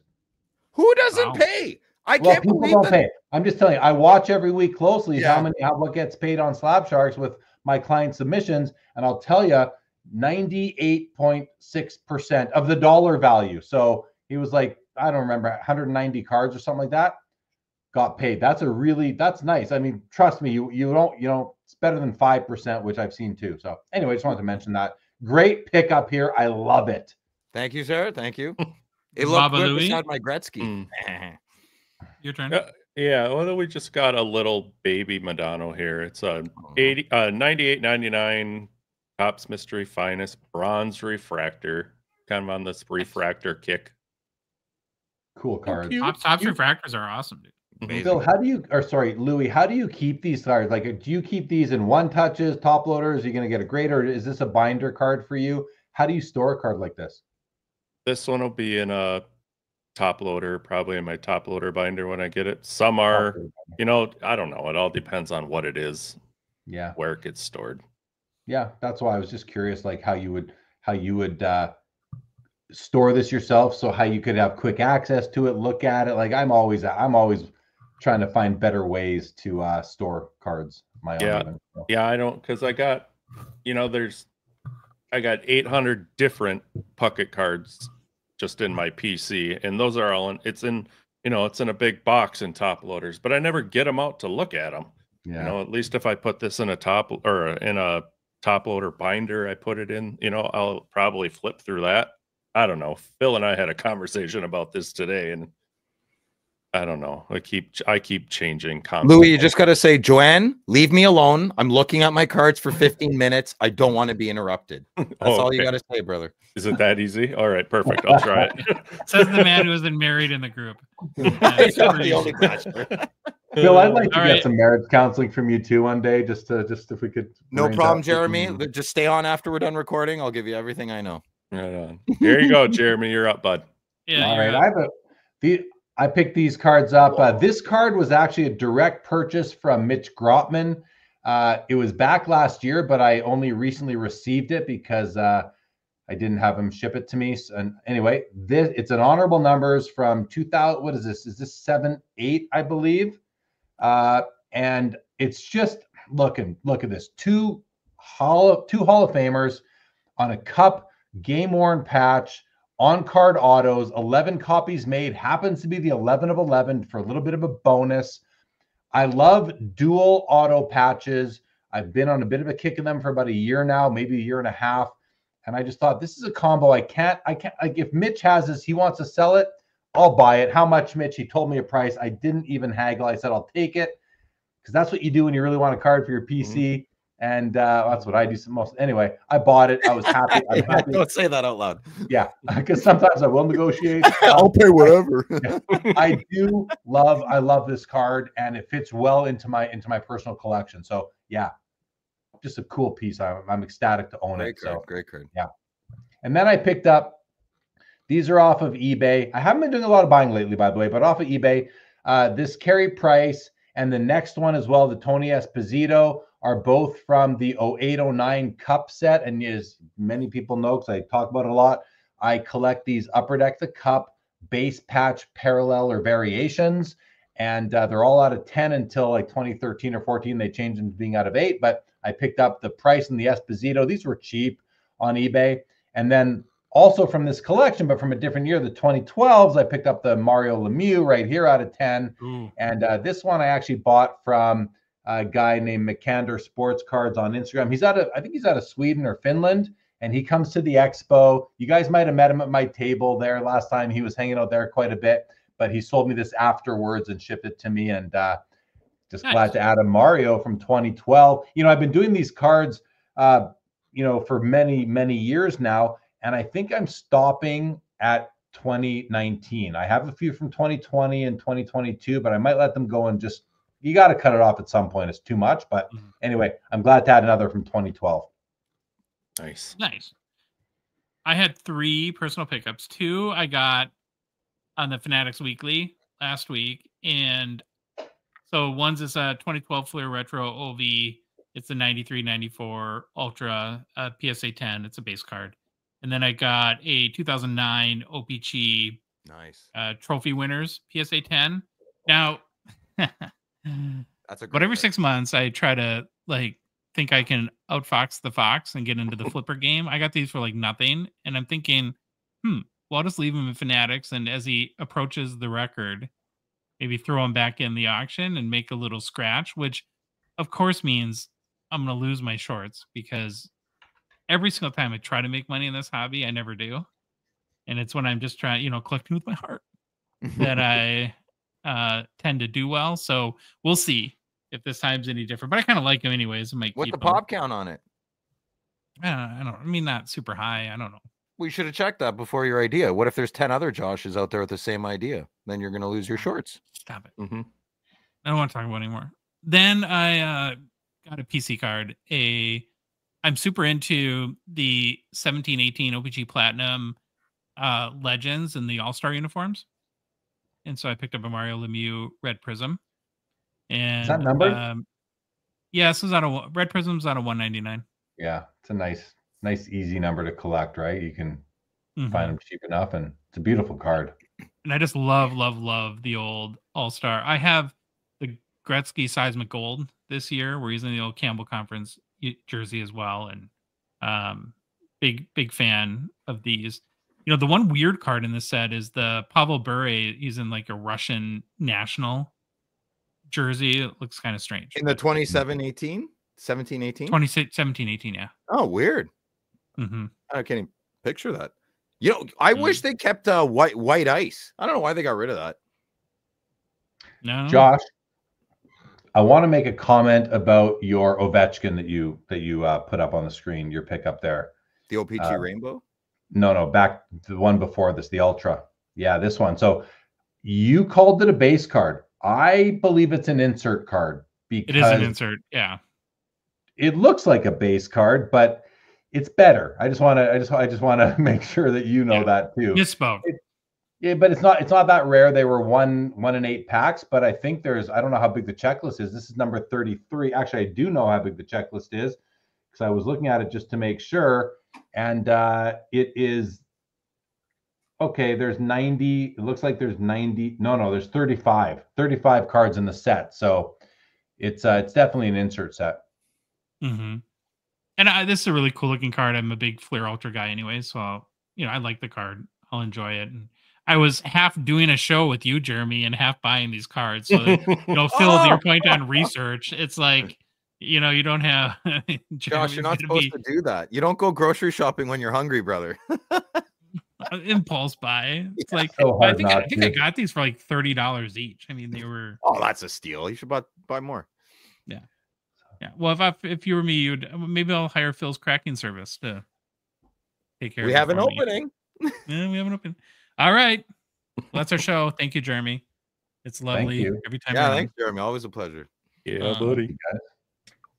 If you like the episode, please leave a rating and review on Apple, Spotify, whatever podcast app you listen to us on. If you love the show, you want to support us, you want to help Baba Louie get some more razors so he doesn't have to, sandpaper off his beard again.